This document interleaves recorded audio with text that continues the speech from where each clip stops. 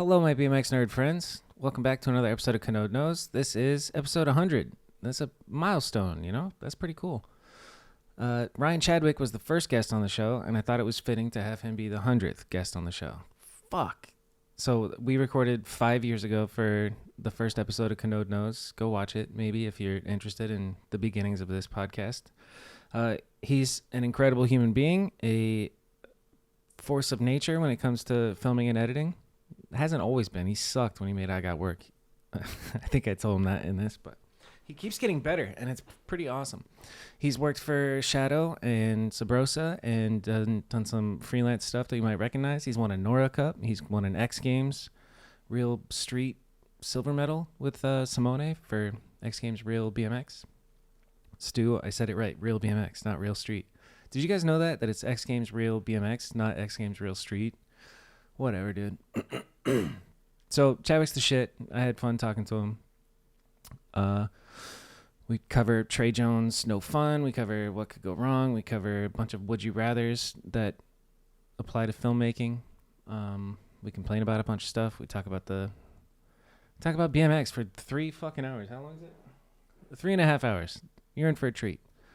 Thank you guys for sticking with me for 100 episodes. Thank you for liking the videos. Thank you for sharing them. Thank you for subscribing. We're growing, baby. I love it. And shout out to the sponsors, Burn Slow, Dance Comp, Unity, and Spinelli's. So go get yourself a slice, all that shit. The commercials are in here. You'll see them. That's it. You know what I'm curious about is leave a comment. Let me know what the first episode of Kanode Knows was that you saw. That'd be fun. Anyway, here's Ryan Chadwick. Welcome to the podcast. I'm going to interview you from over here. He's going to get zinned up. Zen's not a sin. Jewel is for fools. Zen's not a sin. You can zin and jewel at the same time, I think, right? You technically could. Yeah. I'd try my best not to. So that's a pouch you just put in your mouth? Yeah. Yeah. Better than vaping. Is it? No. It's not the same experience, but health-wise it is. Is it? Yeah. Oh, okay. No popcorn lung for you? Popcorn lung. Just Popcorn lit. No. It's like eating nicotine gum. But holding in your mouth? Yeah. What if you... Actually, someone told me that they met someone who swallows the pouches. Swallow Zins? Yes. It's gross. Yeah. I guess that's gross. I'm still new to zinning, so I was walking with April yesterday, and I took a sip of some water while I had a zin, and I got so paranoid. Oh, I was gross. like, make sure that I... Yeah. No, it's delicious. It's spearmint water. Then you can't Oh, go it's wrong. got flavor. Yeah. Oh. Are you imagining it tastes like just raw tobacco leaves? I don't know. What is it? What are the options? Why don't you give it a shot, dude? Yeah, you will want to not. throw up. I will shit them and Zen poop my sixes. pants. Lufa's shooting food today. Good for Lufa. Yeah. Okay. Did he tell you about the group chat? I'm sure he did. He's a little gossip queen. No, he is the ultimate gossip queen. Yeah, he came in our mediocre group chat, and then Into your group chat. Yeah. Was he invited? I added him. And I added him and Frank, and then the mediocre group chat is always just like barely talk. If anything, use it to plan stuff, and then it just turned into like social happy hour with Frank and Lufa and everybody. And I liked it for There are like a couple day. of chatty cafes. So chatty. I was just like, they're putting pictures in there that they put on their Instagram stories. I'm like, all right. And then They also sent it like 4 other group chats. Guaranteed. A couple of dudes in the group chat were like, what the fuck is this? And then I get stressed because nobody else is enjoying it. And I'm like, all right, I'm out. So I just left. I was like, You left your own group chat? yeah. Solid alert. Yep. Don't tell him, but That sounds about right. don't tell Lufa, but I started another one and he's just not in it. Story of And his on life. brand, we only have like 5 messages in it. And it's been that makes days. sense. About as many clips as you got. This is episode 100. 100. Yeah. Wow. Congratulations, by the way. That's actually like a huge accomplishment. Yeah. It's crazy. Yeah. You blink. I just watched our one. So the reason you're here is because you were number 1. Technically Technically number one. Lufa was before. first, but We love Lufa. yes, we do. I do love you, Lufa. Ditto. But yeah, I just thought it would be cool to have you come back for the 100th, which is actually crazy. Like I've done 99 episodes since you, which is nuts. Ooh, real quick, what was your favorite episode out of the 99? It's always like the most recent one. I want to say Steve and Mike were both great. Scott, I think, might be an all-timer.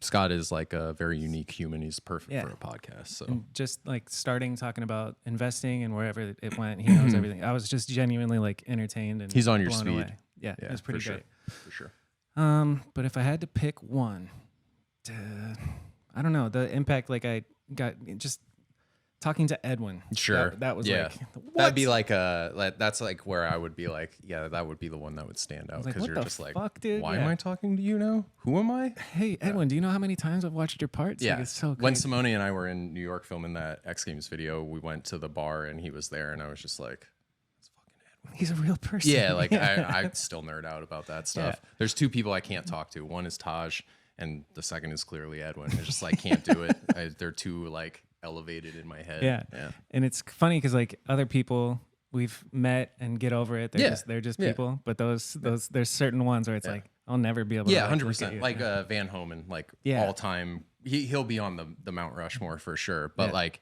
he's in my phone. I talk to him. I've hung out with him at parties. Like just like had real interactions with him. And I like thinking back when I was like 14, 15, like watching him, just like what the fuck is going on? Like, but like he's just a normal dude. just now. a guy. But still, Taj, no, just zippered lips. Like I'm just like, oh my god, it's him. When was the last time you saw Todd?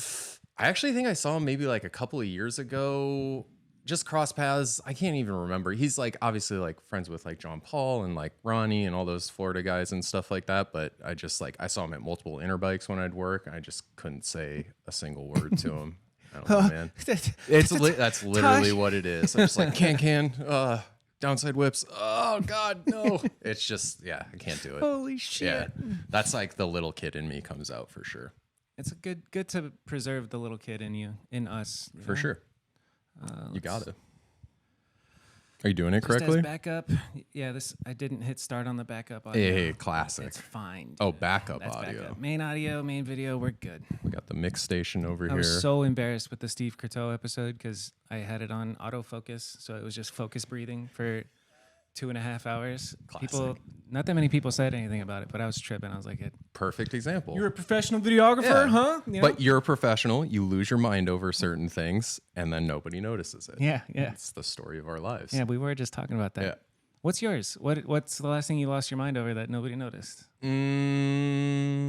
Every single long lens clip, probably. Like I'll at this point, because I shoot 4K, I'll go in and like micro adjust positioning just to make sure that it's like how I want it. It's like what we were talking about before, how Mike was saying in his episode, how in the volume 1 and 2 videos he got so obsessive about how things looked. That's like where I'm at right now, but it's not for like I need to do this perfectly. I think it's just like I have obsessive compulsive tendencies in the back of my head, and I'm just like sitting there with all the framing tools and the level in the camera, and I'm just like, this has to be perfectly straight. That tree needs to be straight up and down. That wall needs to be here. It's like, oh, I got a piece of this brick over here showing. I need to like move it over. So like every single time I'm filming, I'm like constantly like that, and then I'm like, okay, there's a guy coming. I gotta like film it and then do that perfect. And it's just like, that's like every single clip. Even fisheye clips, I do the same thing. I'm like, I want it to be exactly the same every single time because I don't want to fuck it up. Like that's like the only thought in my head. What about during like I Got Work? Were you like this 15 years ago? Much like less. this? Yeah. It's gotten worse with age. And I think that's just because like you constantly feel like you need to prove yourself and like know that you're doing good work and all that kind of stuff. Back then it was more like, I'm just happy to be here. Like obviously I had like the pressure of like, dude, you're putting together like a full length video with like incredible riders. There's money involved in it, like blah, blah, blah. But like, I was still like, holy shit, I'm getting to do this kind of stuff. Like that's my dream. Now it's like, all right, you've put in all this work. People have expectations of like what you're good at and what they want to see. And like, I got to meet those expectations. Like, I think at least for me, it's only gotten harder as I've gotten older, as I've tried to figure out, you know, not necessarily like reinventing myself, but like just trying to stay fresh and for myself and keep too. getting better.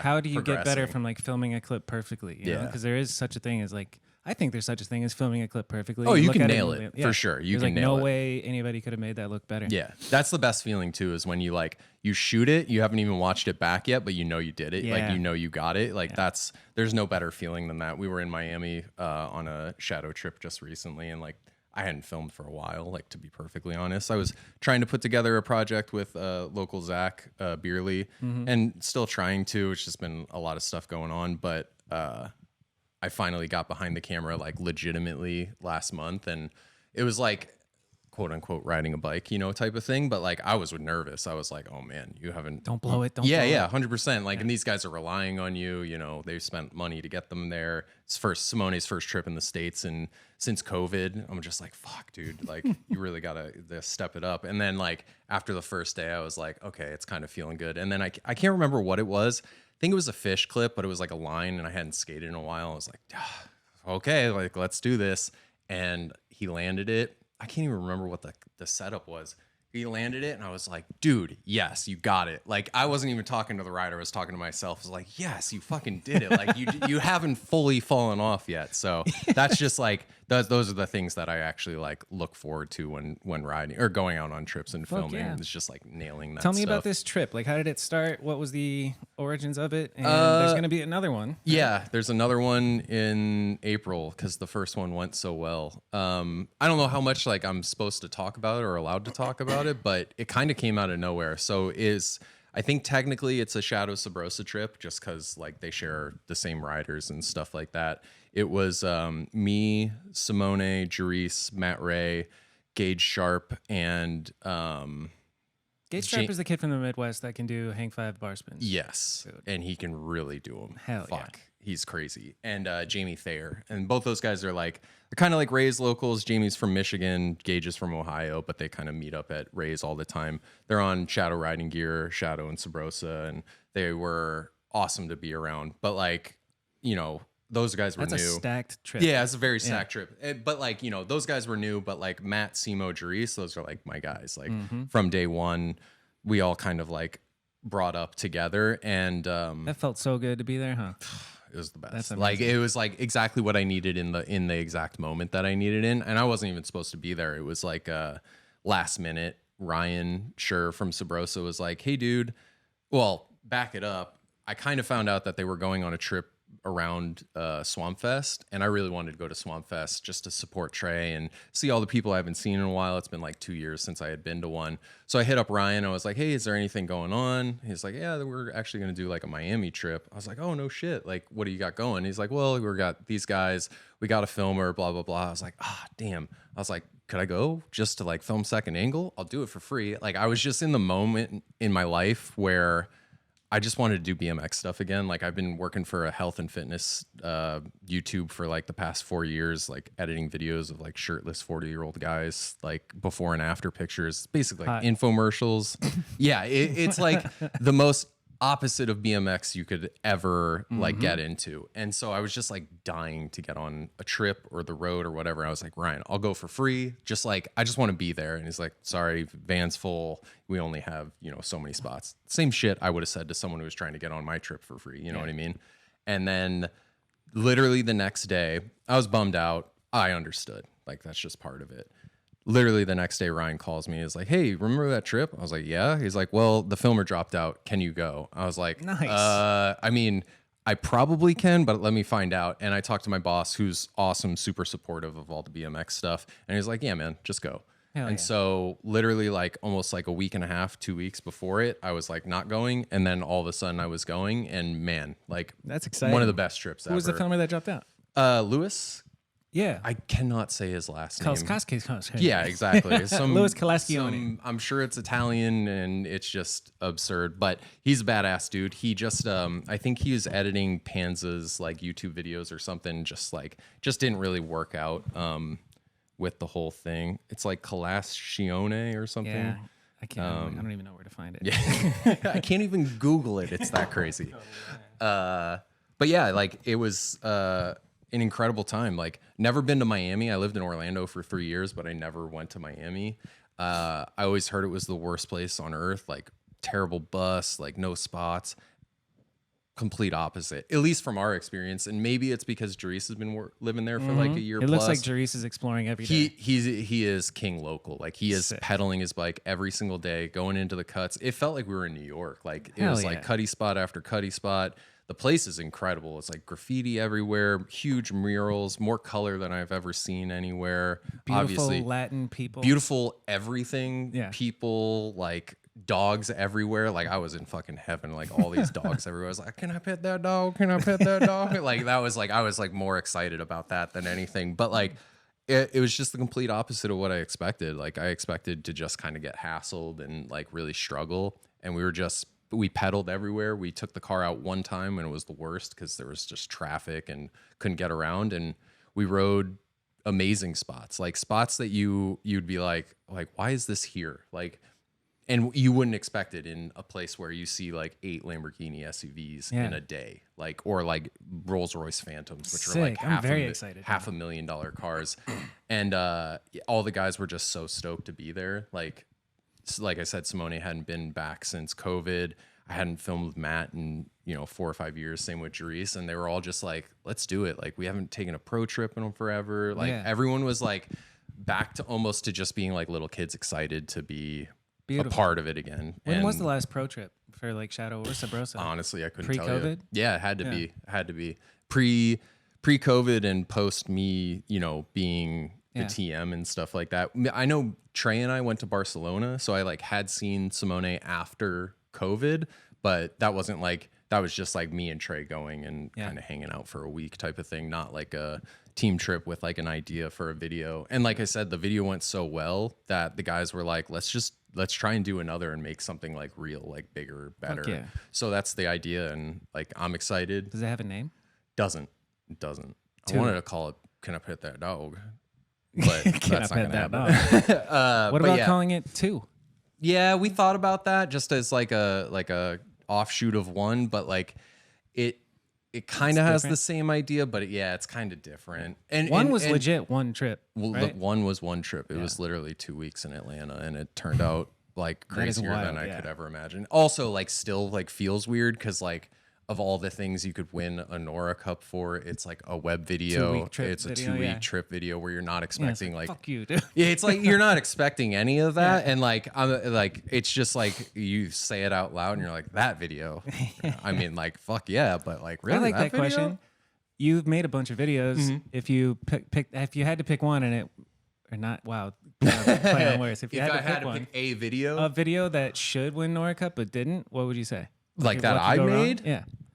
No, because like I watched What Could Go Wrong was nominated, no? It was nominated. It was the year that Simone won Street Rider. So like I kind of felt like we won in some capacity because Simone won Street Rider, and like that was like a large portion of like what he did that year or like the years previous. But I don't think I should have won for one or for What Could Go Wrong, mostly because like Above Below was really fucking incredible. Like that's an incredible video.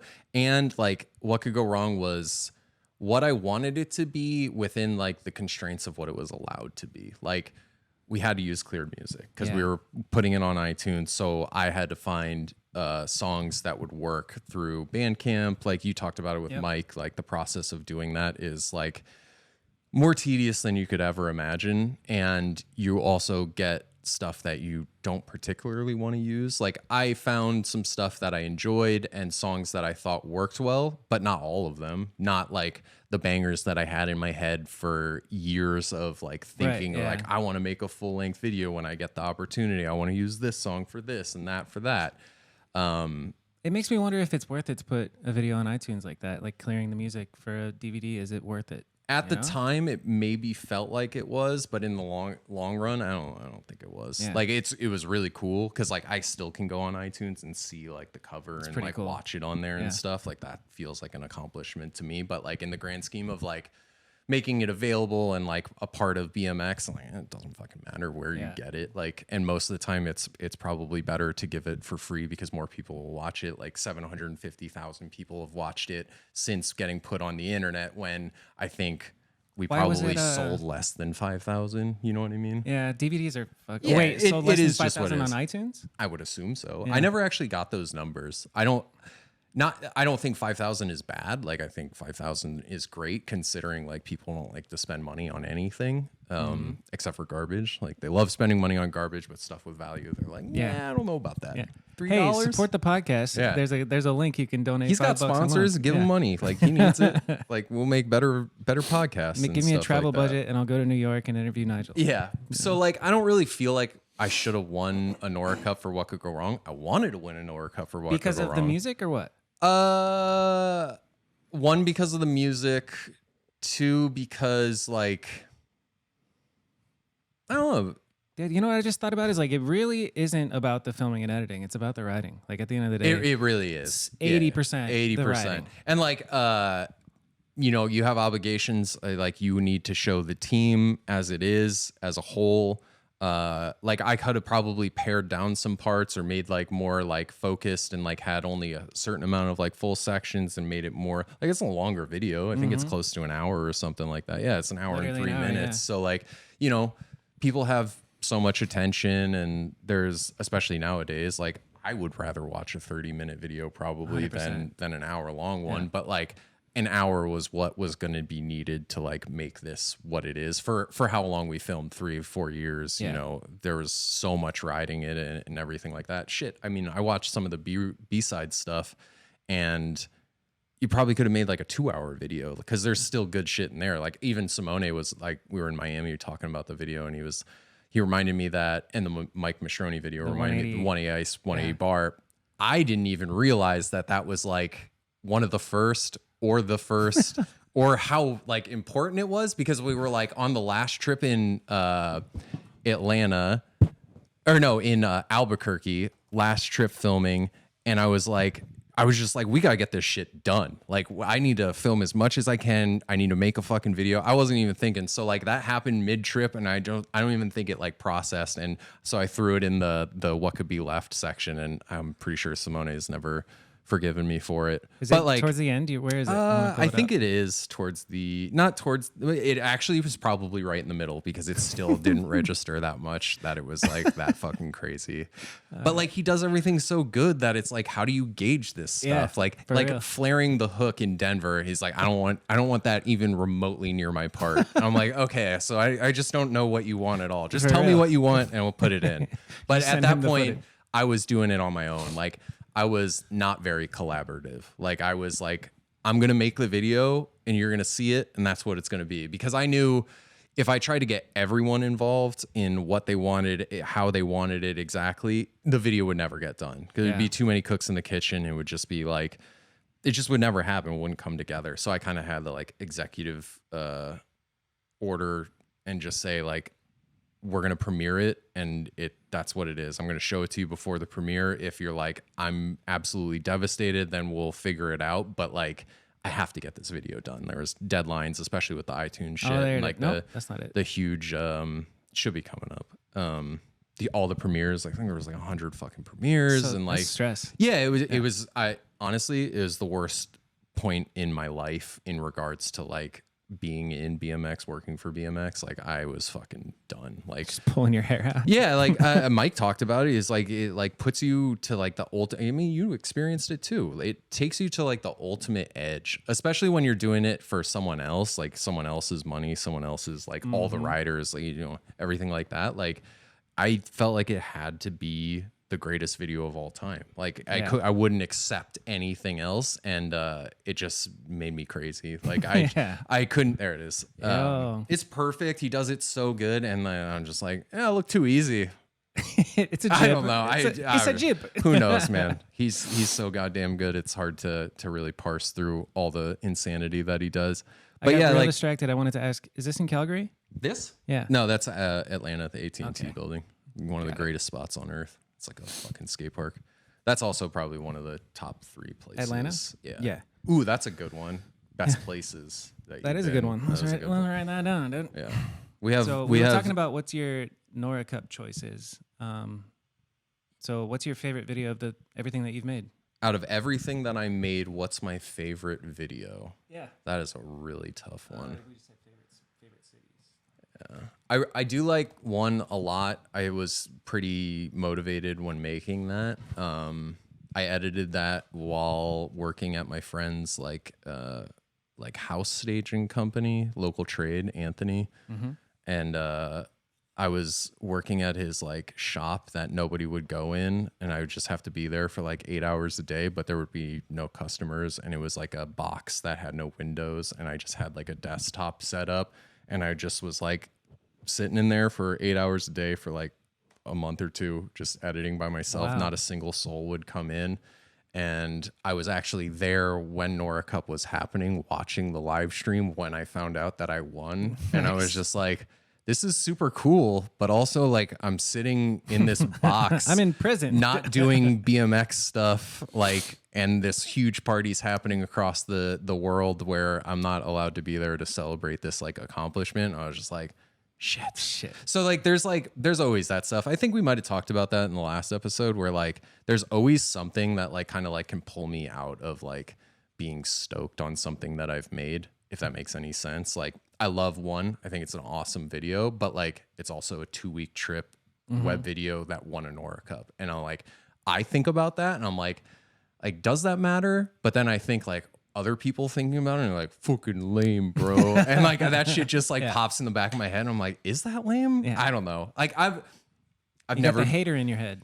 I'll always have a hater in the back of my head, basically telling me that I'm not good enough. Imposter syndrome. Yeah. Like I had that in the notes. Like I deal with that constantly, forever. I always will. Like I was never a cool kid. My whole life, I've never been a cool kid. Like I grew up chubby, nerdy. I love video games. Like I made movies before I rode bikes. Like I was like filming my Legos with fireworks and like making little stories and stuff. Dork. And like, yeah, it was all like you were not cool doing that stuff. You were fucking That's cool, though. lame little kid. I like that. Yeah, and I've always like accepted that. I've always had nerdy friends. I've always loved like that style of things. So like BMX, like I think BMX is kind of inherently nerdy. Like if you really think about it, there are a bunch of grown men riding little kids' bikes and doing tricks and stuff like that. But like there's always that cool guy factor in it. I never felt a part of that. Like I ever. Like I always felt like an imposter. Like I was trying to fit into something that I was like not really,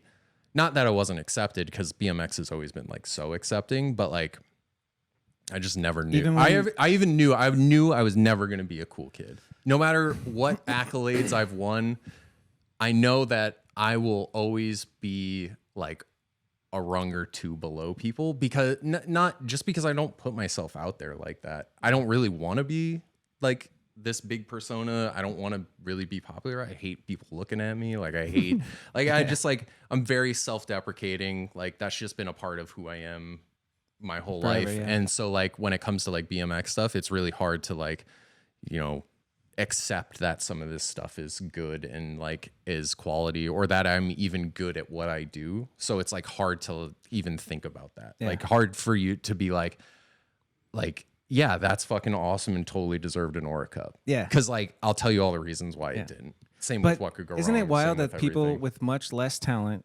having done much less, will have the opposite attitude? And yeah, that's the shit. Everybody should love it. Yeah, And I'm they're like, so confident. how are you like that? You know, like I don't understand confidence at all. Like I have zero confidence in life. Like maybe the one thing that I do feel like I have confidence in is my own personal riding. Like I'm not a slouch. I'm not super good. Like I'm not like a sponsored rider or anything like that. But I've always felt like I at least know what I'm doing on my bike.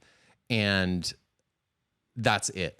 That's like the only time where I'm like, yeah, like I'm like, I got this shit. Yeah, Even good. when I'm filming, like I always think of like, because like you hang out with people in BMX, everyone's got strong opinions. You hear shit talking on everything all the time. You know, I'll always pick up on the filming stuff, or like the people's opinions on like how BMX filming should be, or just editing, stuff like that. I'll always have that in the back of my head. But when it comes to my riding, I just ride. Like I don't really think about it. Like I like to do random shit. I like riding weird spots. I don't really do any tricks. I like to like grind stuff and like bonk on things. But like that's like the one area in my life where I'm always like, yeah, I got that. Like I know what I'm doing. But then I go and ride with like Simo and Trey, and like I'll do something and they're like kind of surprised at it. And I'm like, motherfucker, I don't suck. Like, I'm not some like fucking scrub out Like, here. wow, Yeah, Chadwick. exactly. Yeah. Like they'll react to that to riding, and I'll be like, motherfucker, fuck you. Like, I know what I'm doing. I'm not some shithead. shit. I know what I'm doing. I was sponsored by Chronic Energy when I was 16 years old. Give me a Fucking break. Chronic energy. Yeah, drink. but when it comes to like the actual job stuff, like I would say everyone is better than me, or I feel like everyone's better Me than too. me. Imposter syndrome is fucking. While you were saying that, I was like, what makes a cool kid cool? You know, and it is just confidence. It's just confidence. Yeah.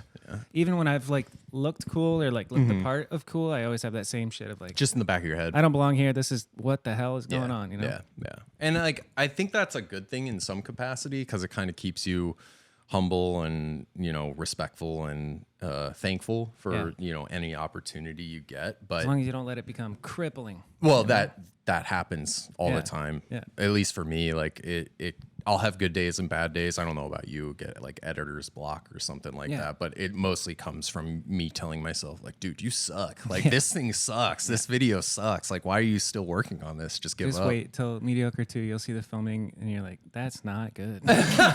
See, but you know that's not true. Yeah. Like It's, you know it's not true, but you can't tell yourself that I it's can't. not true. Yeah, I can't not tell myself Yeah, that. yeah. And also, objectively, it might actually suck. So we'll see. Well, and to someone it might, and to someone else, you're probably their favorite filmer of all time. Yeah. And I don't know how to separate that stuff. Like I don't know how to like parse through it. So like I kind of just go through life, just like sometimes I get stoked and like I'm like, yeah, like that was great. You did a great job. And sometimes I'll watch stuff that I made like a year ago and actually have like a fresh like set of eyes to watch it and be like, oh. That was awesome. Good job, for real. Ryan. Like I'll But give in the myself moment- in the moment, Yeah. it's the worst thing, and you're opposite. kind of like beating yourself up. But like that's my whole life is a lot of not confidence and self-deprecating, and it almost helps me push through and make my stuff better because like I feel like I have to. Yeah, or well, you've kept getting better, you know? you guys were so nice about like complimenting me on like Mike's video and stuff like that, and like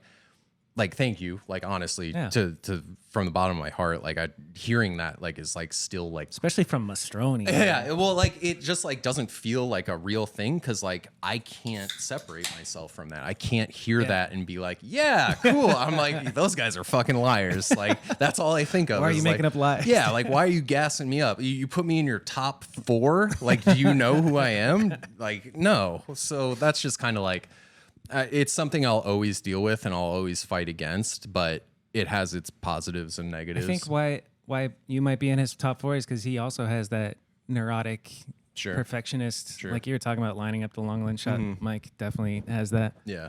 I can't really relate with the obsessing over it, but also I can. I just Just different aspects. Like everyone has that part.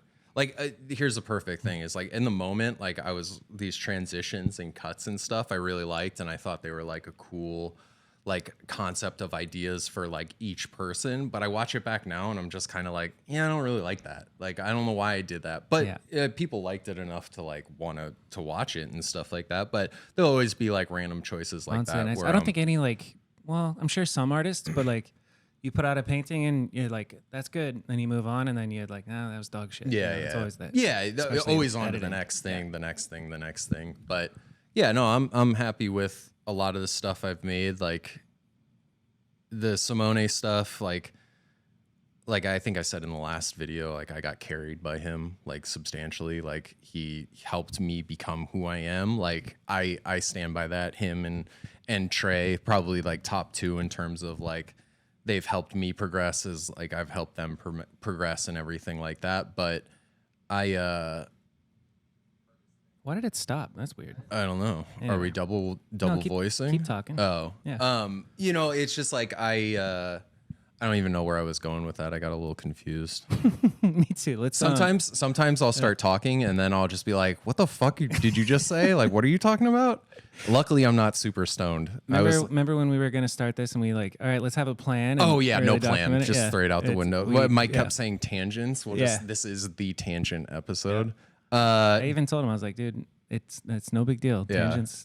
I'm here for the tangents. Do you want to talk about anything specific, like about me, or do you want to play the game that I came up with. Let's I mean, play a it's game. not really. So this is the filming and editing episode. Yeah. And we're getting into it 32 minutes in, but it's is that fine. how long we've been talking about? Yeah, Jesus Christ, dude. Welcome to the little intro. I think I didn't want to talk about myself, but Bobby felt that we needed to talk a little bit, but I would rather talk about stuff that we both can kind of and we relate should, and on. we will. Yeah. I'm gonna take a pee, and then we'll get right into the Deal. planned content. Oh, is this where your the commercials come on? That's a good idea. I think we should work on your commercials and make those the best aspect of this podcast. Okay, cool. Like do like full on.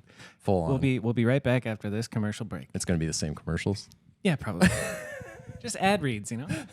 This episode is brought to you by Dance Comp. Dance Comp is the world's largest online BMX mail order website. Fancy way of saying it's a website where you can go buy your BMX stuff. I remember drooling over their catalogs when I was younger, circling things that I was going to save up for, and they're supporting my show now, which is unbelievable. So I'm stoked. Go to dancecomp.com and get anything you need, from complete bikes all the way down to shoes or wax that you need to put on a rail. dancecomp.com. Dance Comp also supports one of my favorite guys, Matt Ray, and he has signature parts available. I'm a big fan of his designer tires by Sabrosa, so go buy those. And yeah, again, dancecomp.com. Thank you for the support. This episode is brought to you by Burn Slow. Burn Slow is a apparel and media company based in Austin, Texas, in the BMX industry. They were founded by Aaron Ross, Chase Hawk, Devin Hutchins, Adam Roy, and Tina and Tom from Empire. They have the coolest shirts, the coolest hats, the coolest clothes, and they make some of the best BMX videos in the past couple of years. Big fan of Burn Slow, and the fact that they're supporting the show means a lot, so thank you guys. And since they support the show, you have to go to burnslow.co and buy yourself a shirt or something else, anything you need. Okay, back to the show. And we're back. I see the time right there. Yeah. You look lighter. Do I really, actually? No, you look trims my exactly the beard. same. Mid-podcast beard trim. Yeah, my fucking mustache was bugging me. But Itchy. we're back. Aren't those sponsors incredible? Wow, Go support them. that high production value too. Wow. Jesus. I'll split them with you if you produce them. Nope. That's why I'm quitting. The whole thing about this podcast and how it's still going is just I'm not gonna put too much effort. You're just into gonna it. do it. Yeah. Yeah. Just I do it. respect that. Yeah. I respect that. Some production value, but not too much. Yeah. Yeah. Let's talk about filming and editing, dude. Okay. In general, Yeah. or okay. Like, well, I let's start with my game of would you rather film. Let's go. Okay. Would you rather film? This is my idea for Bob to do something recording? slightly different. Are we recording? Are we Yeah, good? we're rolling. Okay. So I'm gonna ask. Well, we're gonna ask each other basically, or I'm gonna ask him and we'll both answer. But would you rather film Okay. blank? All right. First one. This is obviously like the number one. Would you rather film long or fish? I can only pick one. They both have. Fuck. The answer is depends. But if I had to pick one, I'd go fish. Fish? Yeah. I'd go long. Why? Because you're better at it. But you're dialed at both. I think I like it visually more. I like it that you have more opportunity to like do things with. I also just love Zoom. Zoom is like just so fun, like just opens up so many different possibilities. But I don't know, I just have more fun with the rocker zoom and a long lens than I do with a fish. But the reason for that, which would be the next one, would you rather film a line or a single clip? Mm-hmm. Because for me, I would much rather film a single clip, long lens, and a line fish, obviously, but I don't want to kill myself trying to film that line. So like I would much rather default to a single. I think one of my legs is like legit stronger than the other one from Absolutely. skating lines so hard. Absolutely. And one of my eyes I think is better because this one's constantly closed. Which eye do you close? Close my left and look through Close the your right. left. I need a fucking camera to. I always think about it, but I know that there's some people that have their their shit viewfinder twisted. flipped, And and they I use- just like I'll like I could film that, and I'll like hit myself with it. I'm like, no, this is all backwards. I don't know how to do that. I was gonna say the long lens versus fisheye is super interesting because you think about fisheye, it's pretty much just composition and a little bit of movement. But long lens, you add another factor. It's like a more complicated video game when you add zoom and the composition there. But I like long because it's not distorted like fisheye is. So like you can really get the feel for like what something is. It and the is size what of it is. Yeah. it's like 1-to-1 versus fisheye. You can exaggerate something that's small, but that's also the benefit of fisheye is like you can take a pole jam and make it look amazing. Like you don't want to film a pole jam long lens from eye height. You want to be down low filming fish. Do you think it's harder to film long well or fish well? There's levels to it. I think the question should be like, what is it easiest to get competent at? And I think it's easier to get competent at fisheye. I think I would agree. Yeah, it's like magical touches. Not that there's like a lower skill ceiling to it. It's just that like it's very particular in what you're supposed to do with it. Like are some things there's you definitely keep in some mind? wild shit you can do, obviously, but like it's almost like I was saying earlier, is like that ABC of filming is like there's a beginning, middle, and end, and like there is for long, but like the way I like fisheye is like it's like very deliberate. It's like A to B to C, rather than like long lens is like you could start it, middle it, end it any different way you could possibly think of. When in fish, it's like kind of have to do it a specific way. If I'm about to film a clip fish, I've got no worries, no extra thoughts. Yes. If I'm standing back there long lens, I'm like, wait, do I start on him super tight or I can start super Does he wide? come from out of frame? Yeah, Does he start exactly. in frame? Yeah, there's just like a million different questions, I think. And like I think like a masterful fish filmer can be like incredible to watch, but like someone who really knows what they're doing on a long lens is like, because like you could film an entire video long lens and like it would totally make like a huge impact. But I feel like if you did the reverse, like you couldn't film an entire fish video, only fish. Yeah, I mean, you can, And but I think like there are some, but it's not as what's the word? Fisheye. It's noticeable that the whole video is in fish. Is in You would fish. watch it and be like, oh, that whole thing was fisheye. Yeah. If you watched the long one, you wouldn't miss the fish. I don't think. I can see that. Yeah. I can see that. Next one. Would you rather film a burly move or a tech move? Tech, because I get more tries to nail my end of the filming. If it's gonna take 20 tries, by the 20th try, I've adjusted a couple things and it's gonna be dialed. That's how I feel. Yeah. Like I love the idea of getting like a badass, like gnarly dead man banger type of thing. But when they're like 1 or 2 tries and that's all you have, the potential of screwing that clip up is like so high that it adds like that extra anxiety to it. Big time. Same. What's the burliest trick you filmed?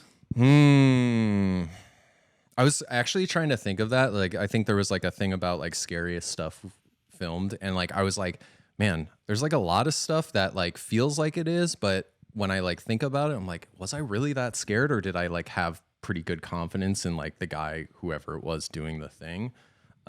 Trey's had a couple of things. That roof to like, it's like another roof. It was in San Diego, or no, Costa Mesa. I think it was in Costa Mesa, California. Like into the sign in front of in it? his What Could Go Wrong part. It's off of this church roof into like a little tiny smaller roof. I was legitimate scared on that one because one, it was into a pretty busy street, but two, is like legitimately it was like pretty blind and small. Like it was basically a bike length that he could land on. And it was just more about kind of just sending it. Like he just had to go for it. And it was kind of like, ooh, is he going to go for it? Is he not? And then he just did it and it was perfect and it worked out. His banger, like the tuck no hander in the stairs, like it's like one of those things where I'm like, oh yeah, he's got that. It's right around here. Did I go too far? No, that's it right there. No, it's not that one. I think it's right after this one. Yeah. Yep, this. Church of Yeah. Christ. Yeah, it's just Wolf. like, it was tiny, steep. Whew. Really didn't know what was going to happen. So that one was a little spooky. It was also kind of hard to film, like to get it how I wanted it to. So I'm really happy with how it ended up. But that one definitely spooked Let's me. think about the filming. We got the lead in fish, and then we're showing the whole spot wide, and you're slowly zooming in. Yeah, because like you keep the whole spot in frame while the action's happening, and he goes from left to, I guess, a little more right. Yeah, but like I really had a bad habit back in the day of starting zoomed in and zooming out, and I can't remember. There was a couple of times where like I don't know if I messed up the clip, but like I definitely got a reaction from a rider that was like not ideal. Like they were like kind of like and I kind of got the vibe that it was like you just couldn't see what was happening type of thing. And I almost like reversed how I filmed stuff, and I started like trying to shoot wider and come in a little bit tighter and stuff.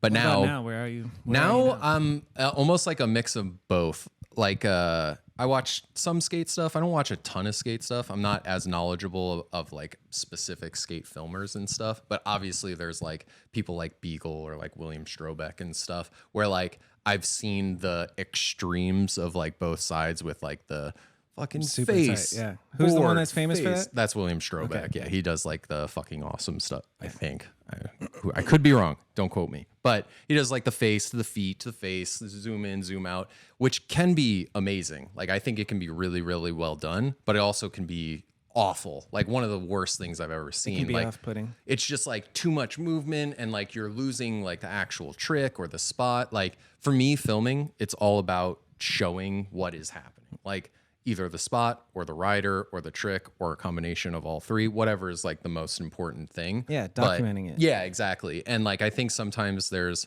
filmers out there that are more concerned about what their clip's going to look like than what like it is that they're filming. Like at the end of the day, the main thing that we are supposed to do is capture the riding, Right. not make It's not it about about you. Yeah, it's not about us at all type of thing. But you got to throw your own little steez on it and shit like that. So like I get where that comes from.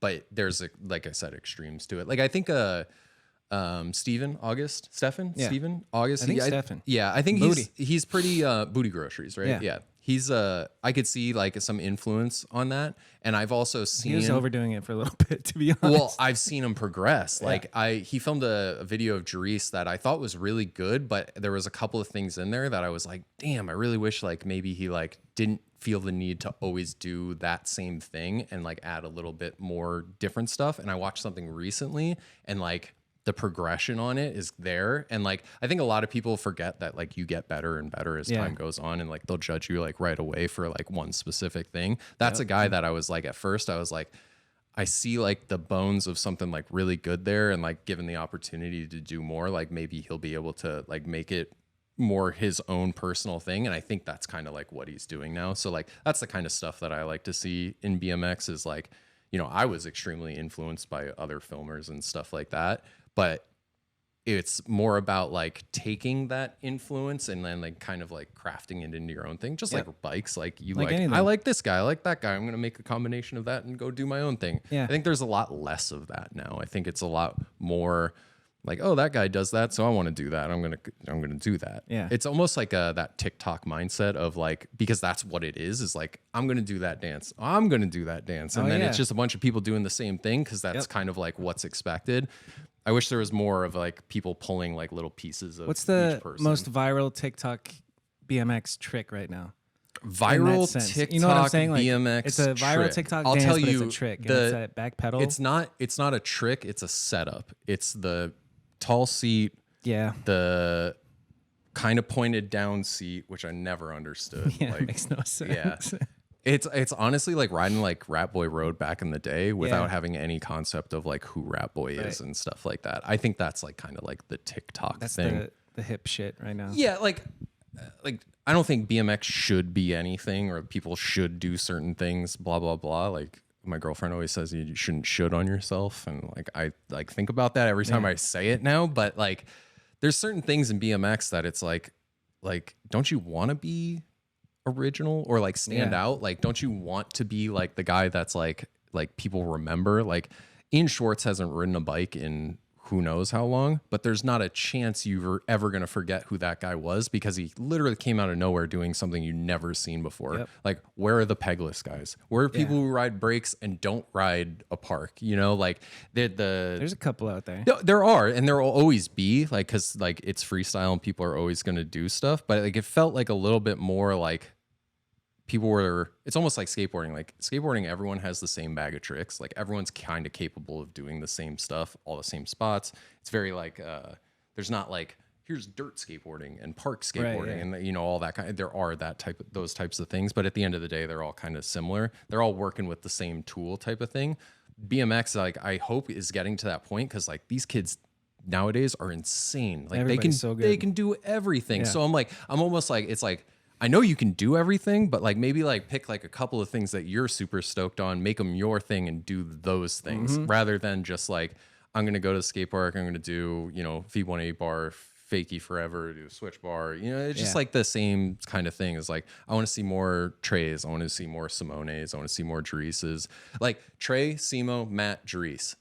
All 4 of those guys can go to the same spot and do 4 completely different things, look completely different while doing it, but they can all ride that same shit. Yeah. So and they could all 180 bar down the set. Yeah, whatever, exactly. you know. Even fucking Trey could. Like he makes it seem like he couldn't, but he definitely Trey could. can do every single trick. Yeah. You know? So like that's kind of like on a tangent, but made me think of Ian Schwartz to continue the tangent. Ian Schwartz was like one of the first people I saw with like fatter tires. And he had the slam seat and just that very minimal look. Just look different. Which is funny now because that look, the slam seat and the minimal pegless would be like, what are you doing? Yeah, completely. Compared to everybody with the tall completely seats. gone. Yeah. And like there's certain guys like I can't remember who it is. Loof knows exactly who it is. It's like a crew of guys that kind of like ride like that in Europe. 22 crew? Yeah, 22 crew. And there was one of them that made a video maybe like a year ago. I think he kickflips. He does like a 20 sitter or something like that. I don't know his name. I just know it's 22 crew. Same. Yeah. And like that, like Let's figure out his name. Yeah, find him because he's sick as fuck. And like I might not be into like how the bike looks, but like that guy looks unique. So it like makes me feel like that is that Basil. guy. And I want more of that, but like kind of like, you know, within everything. Like there's so many different types of riding that are just like basically dead in like kids are riding. His name's Basil. Kids are not riding Or Basil. street spines. Right. Like that's just not an obstacle that it really exists anymore. But there's so much good riding that came from that kind of stuff that kind of like translates to other things. Like a dude like Chijoke Akafo from Canada, he would not exist now. Because like they just kids don't look at stuff like that. So like for me, like you can ride however you want, you can do whatever you want, but like watch everything, look at bikes, like all different types of bikes, and get inspiration from those types of things. Because like the last thing bikes should be is like the same for everyone. It's such an like an artistic, like individualistic like thing that like seeing everyone be the same is just like, what are we doing here? Like, let's just do it a little bit different. But like, kids are kids.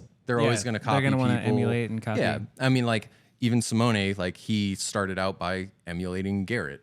Yeah, and like that's just what it is. Like AK was a Garrett clone, and then AK turned into AK. Yeah, and top like that's a Mount Rushmore guy for me. Like always, like he's so specific and unique, but he started out being the same as everyone else, but you can create your own. And that's the process. I've said this before, but it's like you learn how to paint, you get all of your paint on a palette, and then it's up to you to go to spots and figure out what makes you you. Like, exactly. Basil's doing it, dude. No, dude, this kid's crazy. And like, you know, you see the influence, but he's got his own little thing about it. And I respect that. Where did I see his name? I saw it.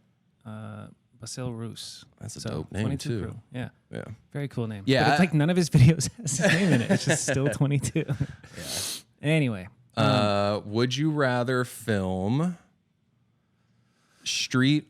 This is obviously 3. It could be anything, but street, park, dirt, flat. I would say today I would like to film dirt jumps because I have no dirt clips in mediocre, and that would be cool to go to Garcia's trails. But I heard they're shut down for the season or something. Already? Maybe I know they had a huge jam the other day. Yeah. You never really filmed dirt, like ever, huh?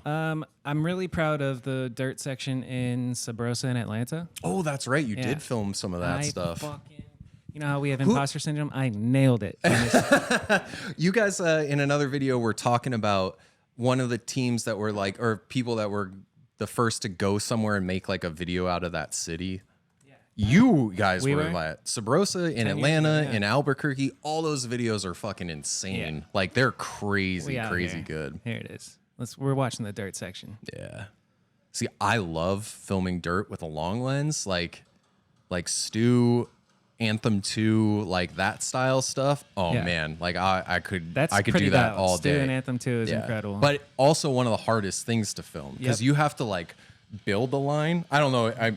I feel like I've filmed enough dirt stuff that like to like put together something with solid, consistent clips and like looks real, like a whole put together thing. Like you have to like be like, all right, we're gonna get the first 2 jumps from this angle, second and third jump, we're going to switch. We're going to go to this. Fourth jump, we'll do fish. And like, you want to create this like whole flowing thing. That was like one of the craziest things for me to like put my head around and like figure out how to do. I agree.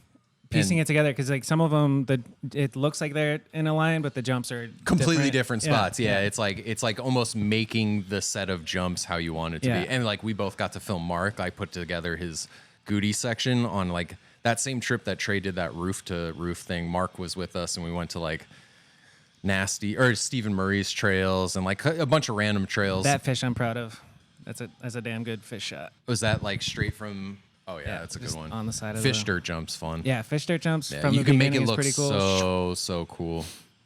Mark's an amazing dude to film Truly. too. Sorry I interrupted. No, you're good. But like, just like building, I like the process of building like a line on trails, because it's like it's a more thought out thing, and like the rider needs to be involved, because like they kind of got to like do it the same every time too. Mm-hmm. But these trip videos, man. Proud. We're proud. You Everybody should go watch Sabrosa in Atlanta. Bobby did really good work when he was working for Subrosa. Peak. No, I wouldn't say peak. I can't wait. What's your favorite mediocre Sabrosa in?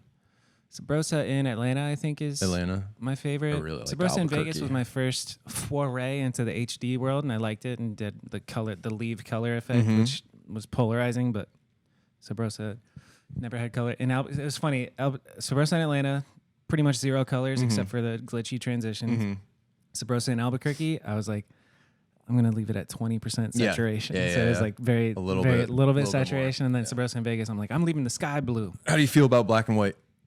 Over it. I think there's a time and a place for it, but to do your entire brand black and white is like, dude, no. You know? Like, it's not. I think for a little bit it made like an impact because it looked different and was kind of like something. When it first came out, it was fucking awesome. And I still think it can be used in places, but like I just at this point I think most people want to just see the color. I'm sure you've made Sabrosa videos that aren't all black and white. A mixture of both. Benny just had one drop. That was a mixture of both, and I like that. I think like a black and white intro and black and white in between. Yeah, B-roll would be cool. Yeah, I tried to do that with one because it was like a collaborative thing. Is like I got to use it in some capacity, but I'm the same way. Like I can watch Anthem 2 a million times and still amazing and stuff like that, and I could watch Goody, but like there's nothing taking away from it being in color, but it almost feels like when you put it in black and white, it kind of takes away a little aspect of it. The one plus I could think of right now is like for Anthem and for example, is you can take footage that might look completely different because of the colors and stuff, and just make it a cohesive piece. That's pretty cool. For sure.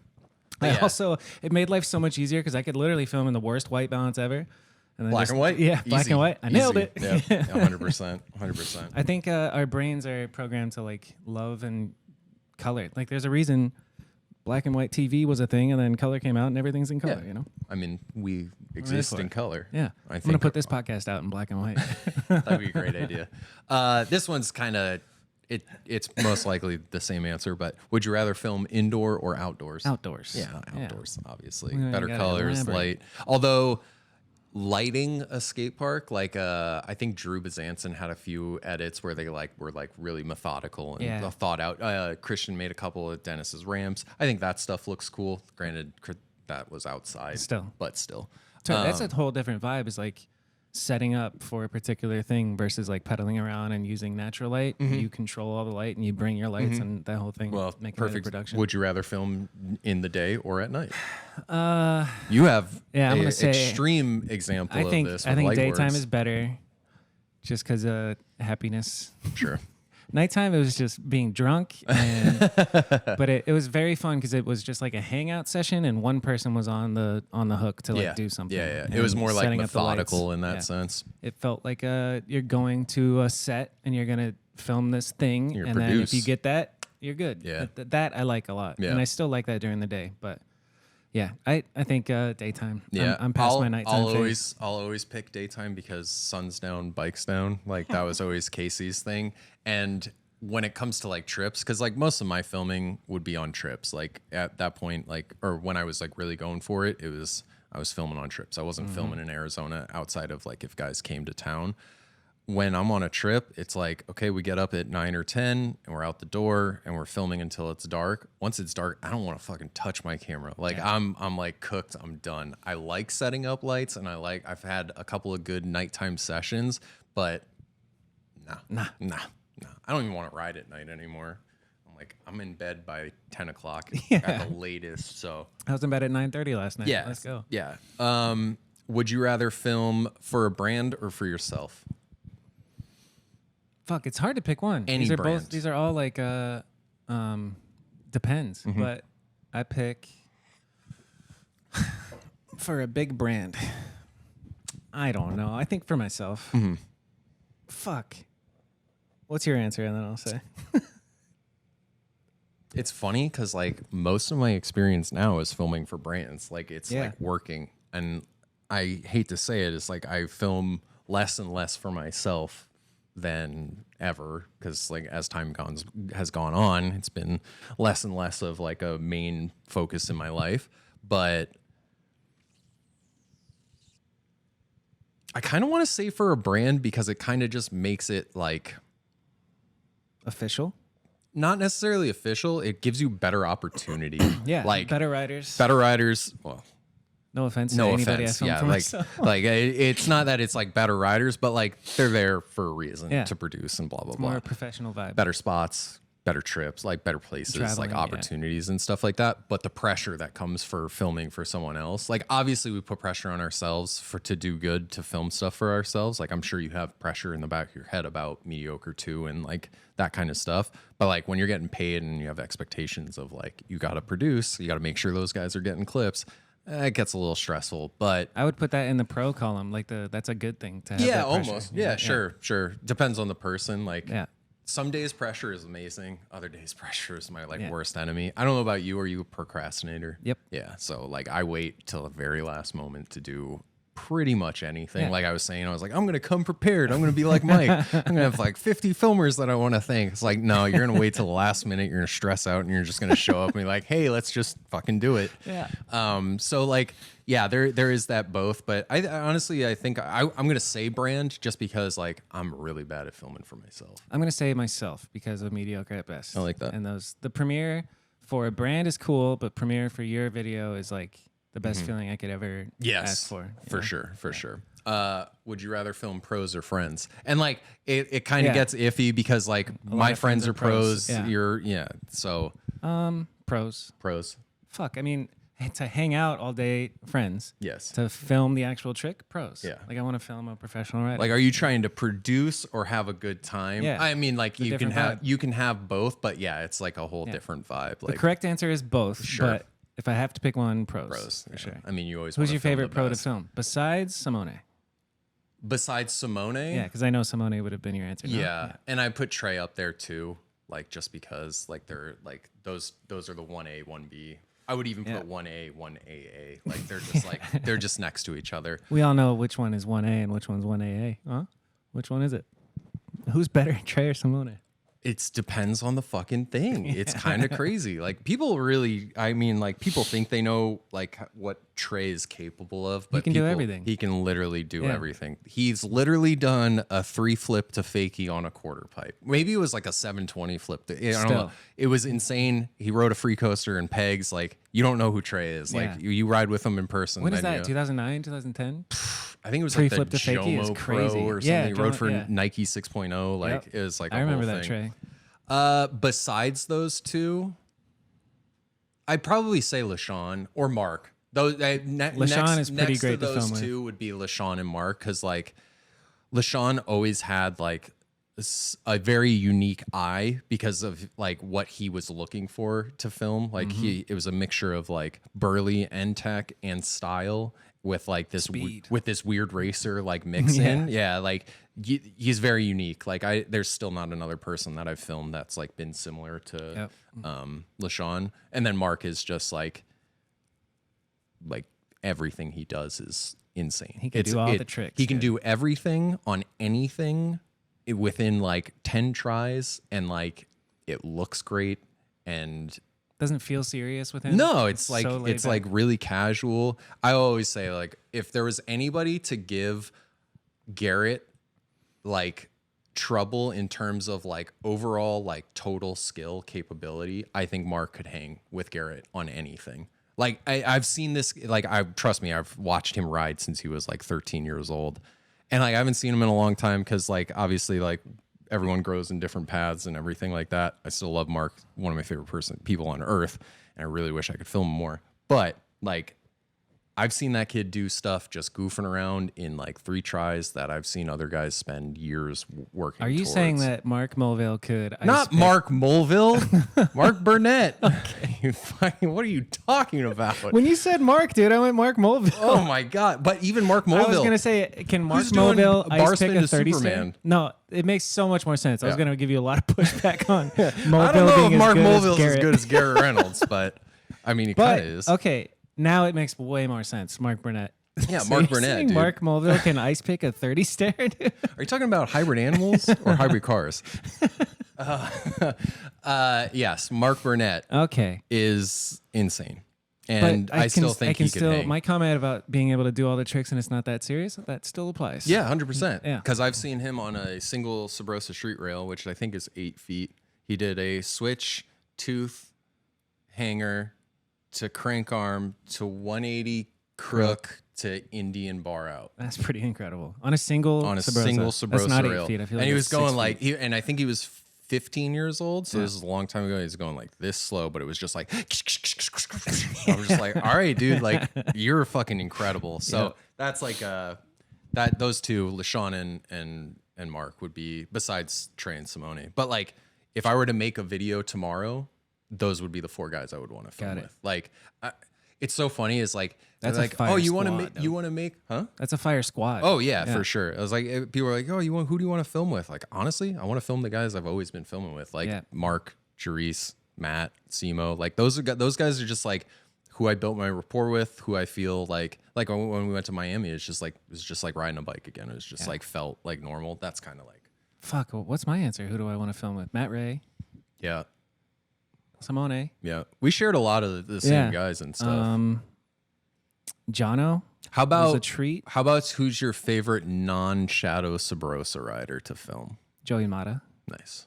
Oh my God, Troy Blair, that Pete. feeble that Yeah. I randomly walked in on you guys doing in Scottsdale that Oh, one yeah, day. yeah. Jesus. Yeah, Joey hasn't ridden his bike in like 10 years. He's doing this people. Just like, okay, all right. I cannot wait to see the video, dude. I can't wait to finish it with Joey. Let's finish it. That's So let's see, Joey. Who else? Who have I filmed? I loved filming Troy Blair. He especially like way back in the day, Troy Blair, because he was fucking incredible. He was on it. Yeah. I feel really bad for everybody I film with now because it's such a long project that like Nick Bonnell's footage from 4 years ago hasn't been seen, and it probably should have. Like, yeah, that's a hard one because like you know how old it is, he knows how old it is, and sure, some kids might know how old it is because they're like crazy and they pay attention to the bikes and the Instagram and stuff like that. But in the long run, like kids don't really know what you've done or what you've filmed or like how much stuff you have. That like I never was bothered by that, like the length of time. Like there's clips in What Could Go Wrong that were like 4 years old at that point, but when they came out, like it might have looked a little old, but like the footage is still timeless, timeless. And so, it like, you're bringing me back to the other side of this argument. I started feeling bad for people I film because it's like that doesn't please their sponsors as much or like progress their career. But realistically, like looking back, like these videos will be remembered way harder than like your individual web videos. Yeah, and of it leaves course. more of an Of impact. course. So it is a good thing to film with me. Yeah. Okay, guys. Okay. all right. Would you rather film? Oh, your lady's here. All right. Let's give. Do we her- need to pause? Yeah, let's pause. Okay. This episode is brought to you by Spinelli's Pizzeria in Tempe, Arizona. Spinelli specializes in Philly-style craft pizza. They have all the flavors, from chicken and waffles pizza to margarita to classic cheese and pepperoni. Any kind of pizza you want, they got it. They also have like deep-fried Oreos, which is crazy, a whole bunch of really bomb food, and drinks. It's also a bar. Because it's on Mill Avenue. I've had plenty of fun nights at that place, and they're really involved in the local scene. They help put on video premieres. Like Zach Beerley put on a video contest last year, which was pretty rad, and hosted it at Spinelli. So they're just active in the scene. They have a BMX team, a skateboarding team, cycling, and they're constantly like giving free pizza to all the jams that are happening and really put on for the scene in Arizona. So it's awesome that they're supporting the show and super appreciate it. So next time you're cruising down Mill Avenue, stop by Spinelli's and get yourself a slice. This episode is brought to you by Unity Ride Shop. Unity is Arizona's BMX shop, and they're located at 43rd Avenue in Bethany Home, and they really put on for the city and BMX. They came to town, opened up the shop, and you know, opening a bike shop isn't about making money, it's about passion, and Randy, the owner, is very passionate about BMX and super supportive. They sponsor a bunch of local riders. They put on a bunch of jams and events and group rides for everybody that rides bikes in the city. Pretty great. So if you're in Phoenix, go to Unity Ride Shop for all your BMX needs, 43rd Avenue in Bethany Home. Follow them on Instagram at Unity Ride Shop, and their phone number is 623-466-8151. Thank you, Unity Ride Shop. Where were we? We were on the next Would You Rather film. Hit me. Would you rather film spots or tricks? Yeah, that's a good one. Yeah, that's a good one. That's like a whole thing for BMX as a whole, but we'll start with the filming spots. aspect. Yeah. Yeah. Spots. Spots definitely take priority over the trick in my preference, if I only have to pick one.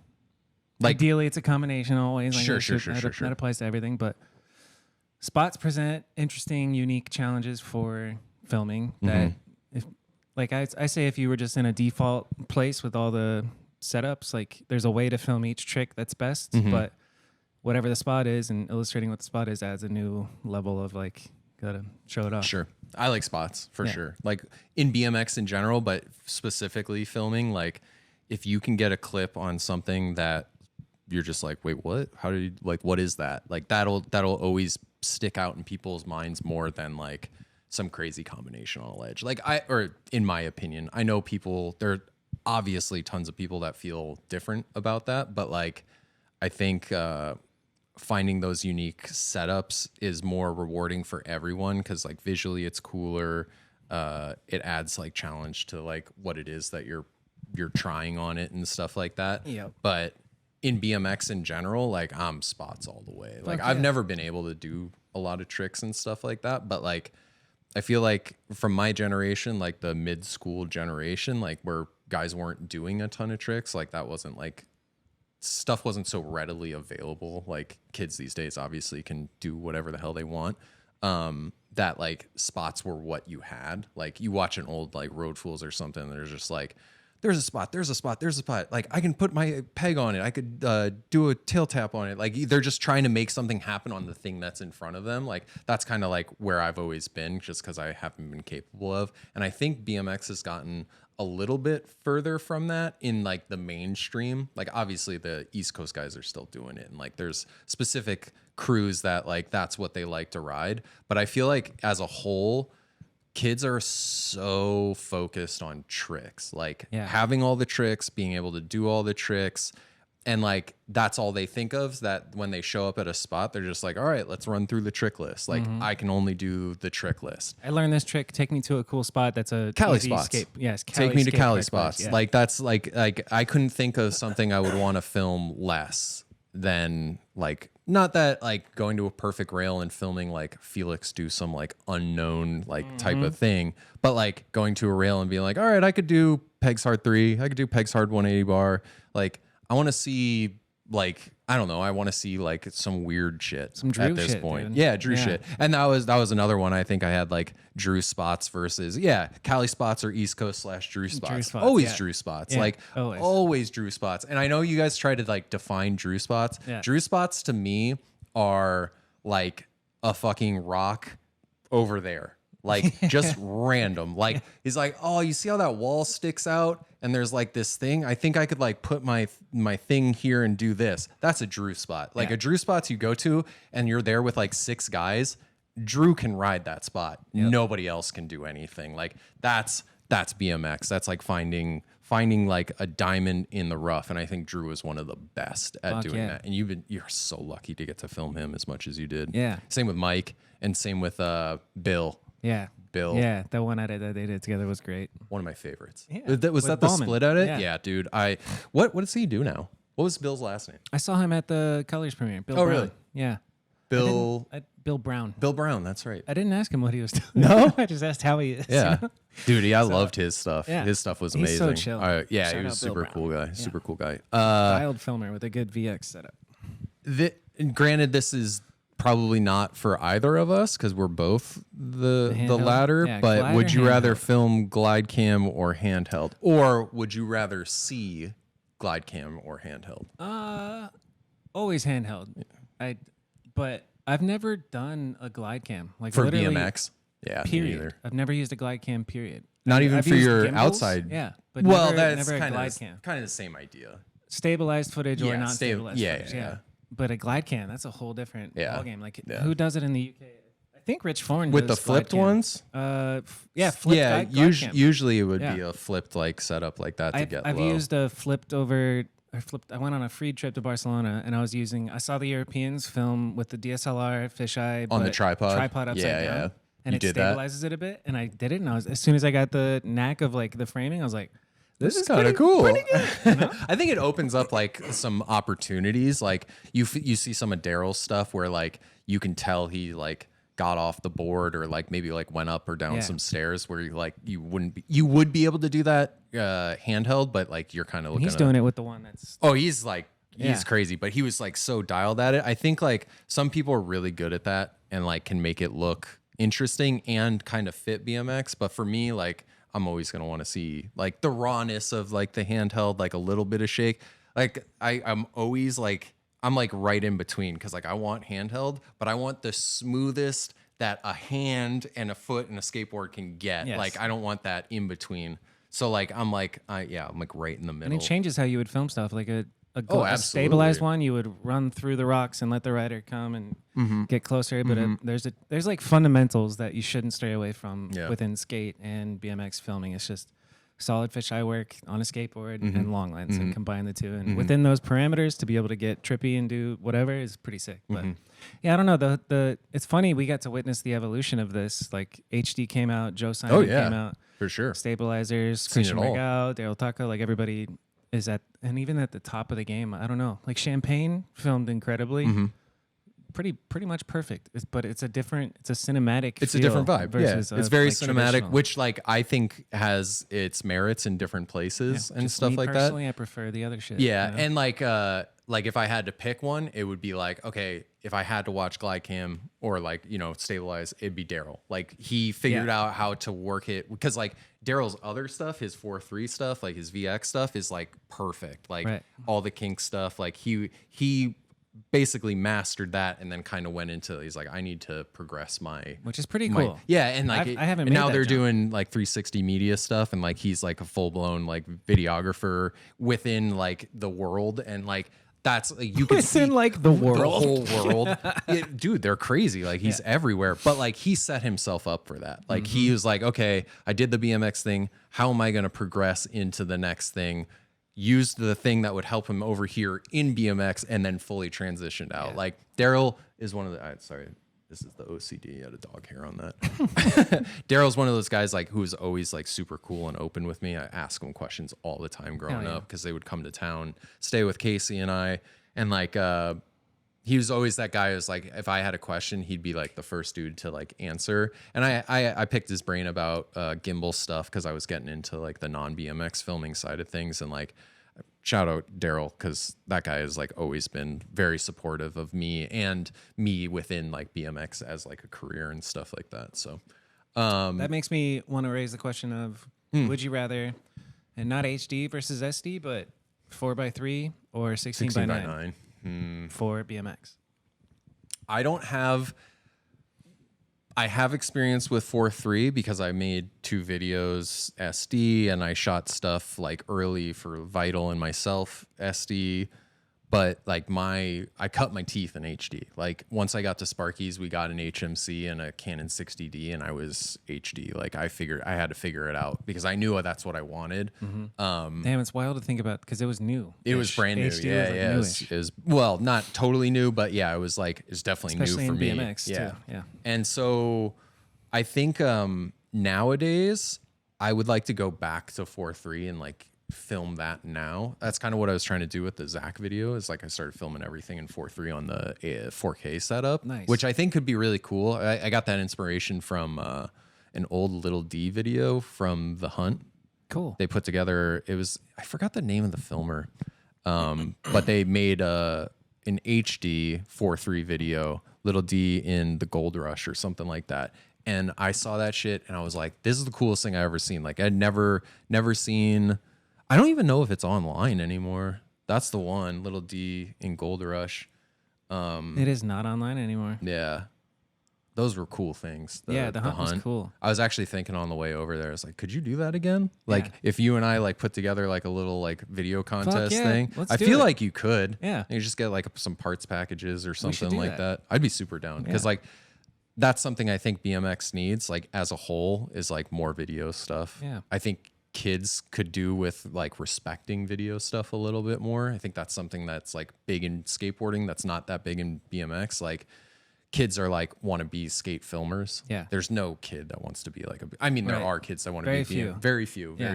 And like the level of quality stuff that they allow themselves to put out. Like I'm sure there's like a bunch of bunk skate videos that we don't see because like we're not looking for them or they're not posted on Thrasher or whatever. But like there's a lot more bad BMX videos that are put out by like quality like companies. Yeah. Like, and I just like fuck film that? and like I know like there's limitations and like obviously budget and all that. Yeah, but at the end of the still, day, it is very representative of like what we do, and like it'd be cool if there were like a bunch of little kids out there that had like, I mean, they all have fucking cameras. You can get a depth lens that looks pretty sick. I don't know why that went away. Probably because of vertical filming and stuff like that. Because the fisheye came out, the wide angle on the lens came out. It's not the same. It's not the same. It's not the same. But like kids are very capable. They all have a videographer set up in their pocket. Like I wish there was a little bit more thought put into like what pride in the filming and editing. Yeah, and maybe that's like an age thing or opportunity thing. But like I always think about that as like, man, there's like kids in skateboarding that have like incredible filmers that you know are what like there is now though is there's a lot of pride put in, and I've seen it. Like Chandler Golden, for example, takes a lot of pride in his like iPhone vertical filming. Oh, sure. And a lot of kids some do of them good stuff. nail it, dude. I'm like, that was filmed incredible. It's I just just figured out how to do like the keyframing zoom in and stuff like that. I'm like, yeah, I'm gonna fucking blow this shit up. I'm gonna get my curious, second wind. was the hunt an invitational thing? No, I think it was done by Cosmin, and I'm pretty sure you just submitted, and then he took the best ones, put them together, had people vote on them, and then made the DVD. And I think there was one winner. I can't remember. It was a DVD too, huh? Yeah, there was three of them, I think. Three Interesting. total things. I know Corey Wargowski did a crazy part. Yep. There are a couple of really good ones. Drew was in it with Greg. Yeah, Greg Gold Rush. Moliterno. I think that was the same video. I think Drew might have won it or got second. I think Drew won a trip to Europe with that money or the actual, I forget. It's just such a cool concept. I know back in the day, Aspire had those, and there's a couple of pros that did Aspire parts. I think Kaczynski might have done one. But they're like, it's just an opportunity to get kids to like maybe try a little bit harder and do something a little bit more. But I think there's just certain things like that that are maybe missing. I mean, right now it's hard because there's obviously BMX is in slight downturn and COVID kind of screwed stuff up, and everyone's like, hopeful for things to get better and stuff. But like, I think kids could do a little bit more to kind of like do that themselves rather than like rely on all the brands to do it, because if there's no kids supporting the brands, then the brands aren't going to be able to do anything, blah blah blah. So next one, would you rather film, and this is probably going to be impossible because I don't know who we could add to it, but would you rather film Eric Ballman or blank? Who it could be literally anyone. We and should like explain. Eric Ballman takes days to land a trick. He does tech stuff. Eric is one of the most technically advanced riders I've ever filmed, because just does stuff that's like in his head is like, yeah, I got that. But like you think about it and you're just like, how the hell? It's like 180 Smith, 360, backlash 360, 360, manual 180. Like it's all that stuff, but it takes a while. And we live in Arizona. We filmed in the summertime. Usually when we're filming, it's in the summertime and it's hot as fuck and we're filming Ballman do something for 3 hours. Yeah. Or 3 days. Yeah. 10 hours. His banger and mediocre was. Okay. I was gonna ask you, what's the longest you've ever filmed I think Eric? it's that. I think 4 hours 3 times. So that 12, 12 hours what clip was he it? He did 180 Smith, half cab manual to 360 to manual 20. Rails, the ledges with the rails on top, yeah. but the little zigzag ledge. I was trying to think of about what you? the longest one for me was, and I feel like I had a similar situation where it was multiple days, but I almost might be thinking of your situation because we probably talked about it before. I'm pretty sure the ice up fakey ice at the wedge, his banger and what could go wrong took a really long time.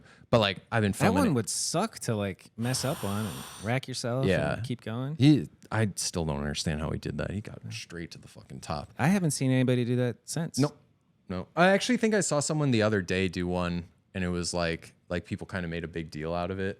Like fucking Eric Ballman. What was that here. in? What could that go was wrong? what could go wrong. His banger. We should. Never forget, Eric did a 180 grind up the deck park rail during a Street Fighter jam, Oh, yeah. and I still don't Is that see online? you. Maybe it's an old vital Rob video. Wise is the only other one that I can think of Yeah, that went and backwards. then Rob up a Wise rail. did like 180 ice, 180 pegs, Up a rail? switch down whip. Yeah, it was- He did 180 ice up a rail? Oh yeah, not Ballman. Rob No, Wise. yeah, Rob oh Wise yeah, did in that? market his Nice. the whole like last section is just 180 up rail. Insanity. I should rewatch that. Or it's not, and I can't remember. All But right. Shadow. what disclaimer: could go I don't wrong? know anything about anything. Don't listen to me. Here's Bowman.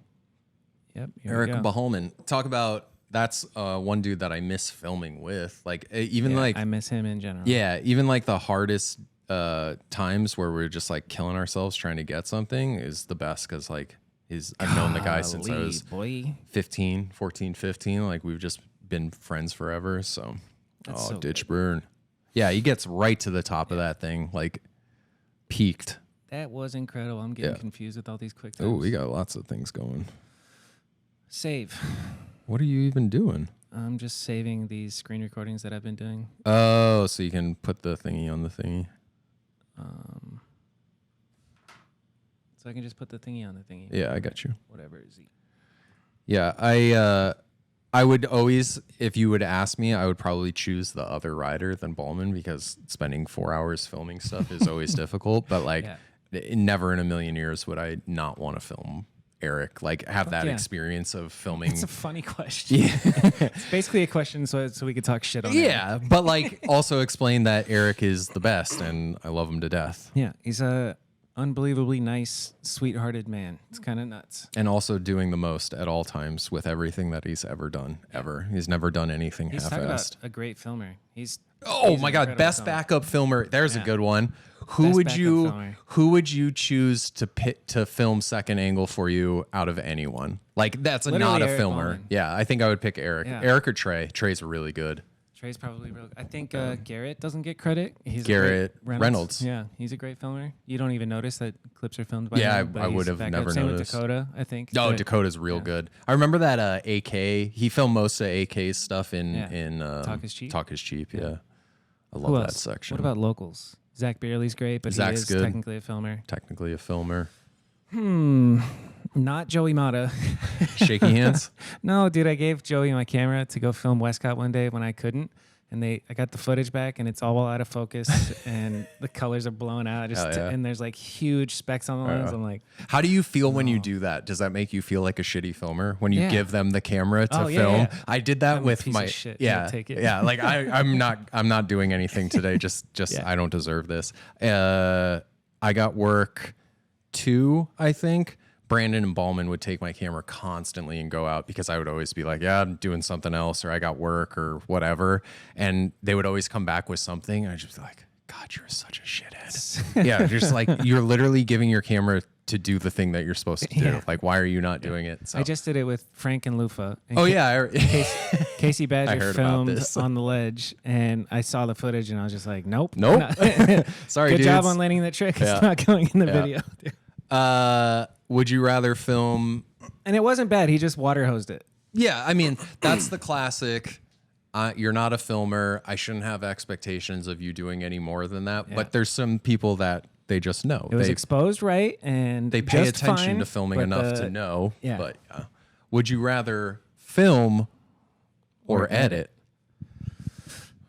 Film, for Yeah, sure. film. Just because I think maybe 10 years ago I would have rather edited. I don't know. It's different because I do this for a living for so long that I'm burnt out on editing. Yeah. So I hate editing. Yeah, I think we're in the same boat. Yeah. Same boat. I'm in this. I hate editing. I think I'm excited to edit like a new BMX project because it's been a while. Anything is going to be so fun. I don't want to edit anymore. Like I actively am trying to change that about my life. Like editing for work is very difficult. Like we both do non-BMX editing work and like content. It never ends. It has made me want to completely just like get rid of all the stuff that like I've been doing for the last 10 years, like filming, editing, social media. Like I don't want to do any of that What stuff. else can I do for a living? Yeah, because like Can I work at a bagel shop? 100% bagels. I think that will get phased out eventually in some capacity, like based on age or like skill or technology, any of those things. And especially, I think editing will be the first thing to go. Like, I don't know if you've used There's already AI Autopod. podcast Yeah, editors, like I use that every day for work, and I'm just like, well, that would have taken me 2 days to edit, and I put it together in 5 minutes. So like, I know that that's gonna happen, and I think I would rather be outside in the shit, getting the thing, and then being done with it than. I definitely don't want to ever do both again, like filming and editing. That's a lot for work. For BMX, sure, like, but for like a job, like it's just too much. It's like too much to handle, to like grasp everything like that. I think we touched on this in the past, but it's amazing how many jobs are within what we do for BMX entirely. So like as a BMX filmer, you're responsible for kind of directing, for the actual filming, the editing, everything, and then motivation. There's a way to make a living just doing one aspect of that in the professional world. Yes, like just picking. Everyone does that. Yeah, that's like everyone. That's what you normally do. Yeah. You are an editor. You are a videographer. Right. You are whatever, a colorist or whatever, sound guy. In BMX, you have just to being a consultant and telling people how to do it. Yeah. In BMX, you have to do everything, and you have to do it for 75% less, 50% less, 25% less. You know, 85%. Yeah, yeah. Man, when Mike was talking about how much he got paid, I was like, wow, like, yeah, okay, I'm not the only one. Yeah. Like that actually made me feel better because like I spent a lot of time and anguish like thinking about that when I was working for it and being like, what the fuck am I doing? Yeah. But then, 10 years later, reflection and all that kind of stuff, like I wouldn't have traded it for the world. Like I totally regret. I regret leaving. But if you didn't, but I blah blah blah. Yeah. Same idea. But like at this point, like for sure, I'm just like, man, I really wish I was like more of an adult and like could like speak my mind and kind of like explain what I was feeling and like the opportunities that I would be able to do if I was given more and blah blah blah. But like again, like if I didn't leave, I wouldn't have been able to like reset my brain and do all the things that I've done since then. So like can't really say that, but fuck, BMX money is just like kids. Tough, if you are expecting anything out of bikes besides having fun with your friends and riding your bike, you are in for a fucking world of hurt. Like if you get into the industry, congratulations. That is the achievement. You're not making $1 million. It's not going to happen. Don't even come into it thinking that, especially if you're like a bike rider. Fuck. No, it's not about the money. It's about the opportunity. And it can be a great thing, but don't come in thinking that you're going to come out like Nigel Sylvester. It's not going to happen. I'm sorry. It's just not. It's just not. It's just not. Unless you make a YouTube channel like Billy Perry or Anthony Pazzo. Yeah, but then that's not even BMX. That's just getting lucky. Yeah, like they could have. That's like Adam LZ. It's like he got, not that he got lucky, worked extremely hard to get that, but like that's just it's hard. It is what it is. Dude. Yeah, I think we've said that advice on every single episode. Yeah. Just kids, temper your expectations. Just gonna say it again. Temper those expectations. Chadwick, would you rather film a banger clip at the end of the video plus high security risk, or super long tech line for the middle of the part and chill all day? That was mine. So would you rather film like the banger of the video, knowing that you're like you get one try? And there's a security guard on his way, a mad one, a fucking annoying guy, just fat motherfucker, just like, hey, Mike, get out. I know you guys are blah, blah, blah. Or would you like spend 3 hours at a couple of ledges and know that you're in for the long haul with Ballman?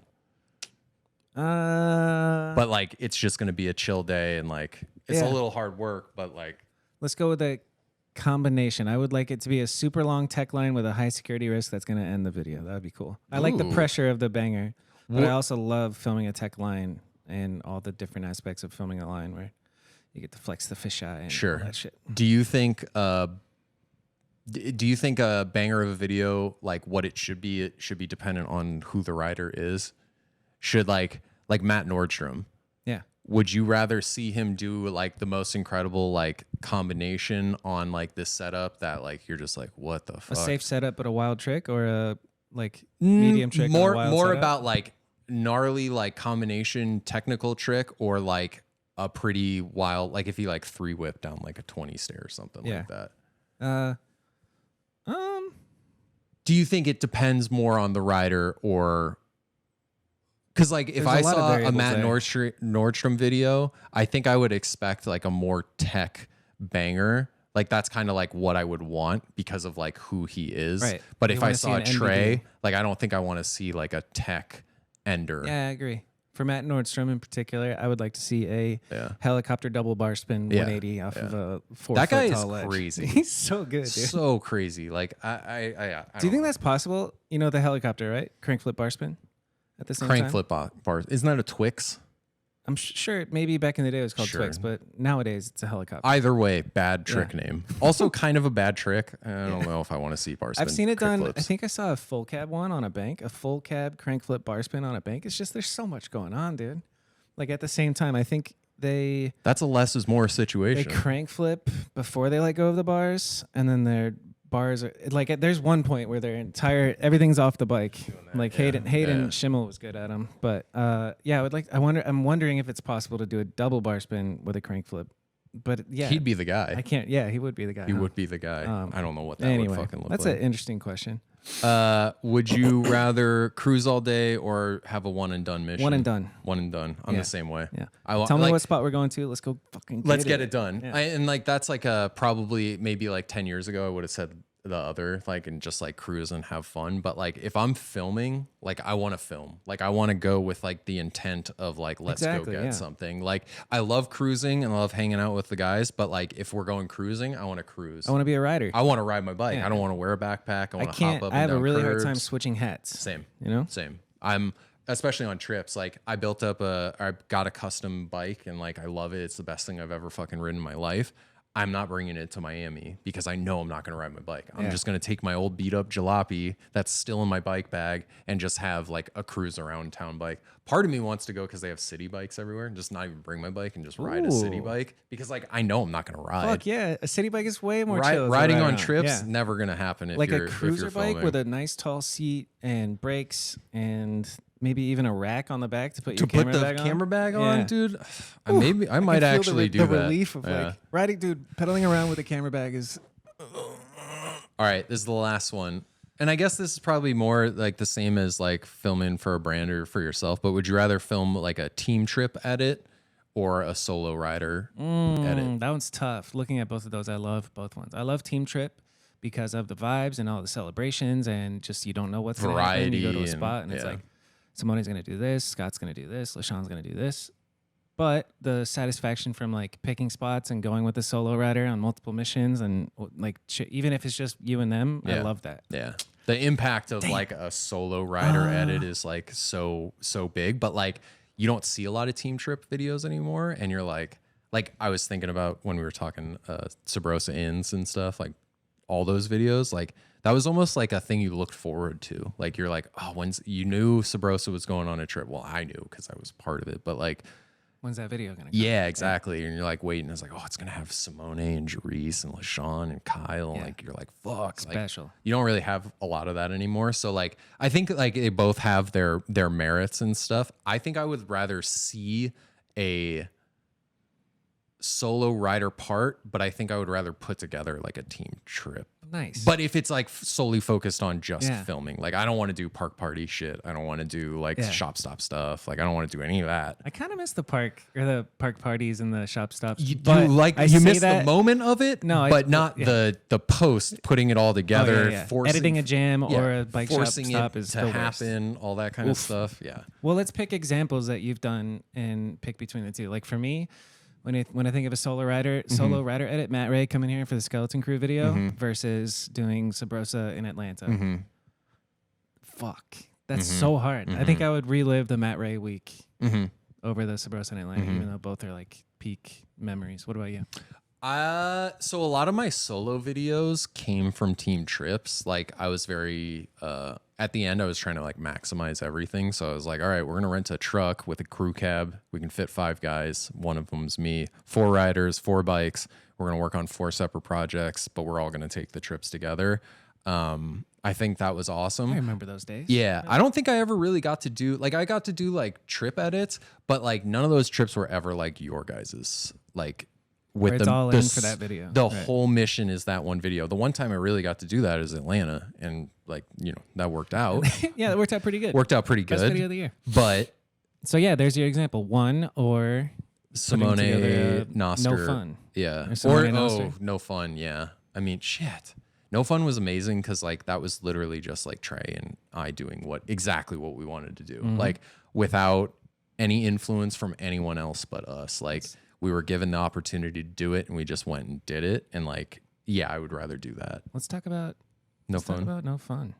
No Fun was a lot of fun, but also at the same time kind of was not no fun, but became sort of unfun at times. Of course, because the everything pressure always is does. real.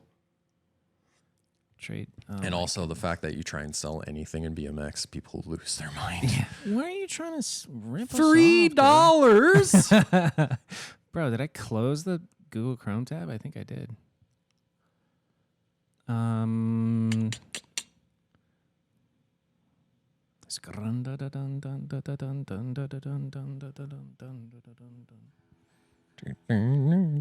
Mastroni saying that he watches it like a couple of times a month or week or whatever. I was just like, what the fuck are you watching that for? About? Yeah, like I don't know. It's weird. I'll tell you what, man. But then I rewatched it and I was like, hey, you did kind of a good job. You did a great job. I remember being blown away. I was like, all right, Chadwick. Biggest mistake was filming everything in vlog. And then color grading everything. Because I was like, dude, you got a 4K camera. You're going to make this shit look dope. You had to do it. And God, why did I do that? Color grading is hard. Yeah, it's super hard, especially when you don't really know what you're doing. Everything Just faking like it. How did you end up doing it? All within Premiere? Yeah. Everything in Premiere. Did you convert it to Rec 709 and then tweak it from there? I think I got like some like Rec 709 like pre-LUT thing, and then I kind of like did my own thing. But like I'll see stuff and I'm just like, God, those skin tones are like awful. Like what are you doing? And then I film everything in Cine D because like I came from Panasonic. I still use Panasonic. I always did Cine D. I was like, this is fine. Yeah, it's like a subtler version of log. Yeah.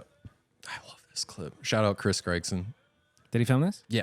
Nice. Anything that's like Chris Gregson filming, Chris filmed it. We went on one trip. It was the first trip. We went from here to from Arizona to California, and we got to ride a bunch of pools that like he had found and stuff like that. And it was just like I never met him, and it's so funny. Trey was like, "Yeah, we're gonna meet up with this dude, Chris. Like, he's a skate filmer. He's a dope dude. I met him a couple of times. He's, he does this stuff." And I was like, "All right."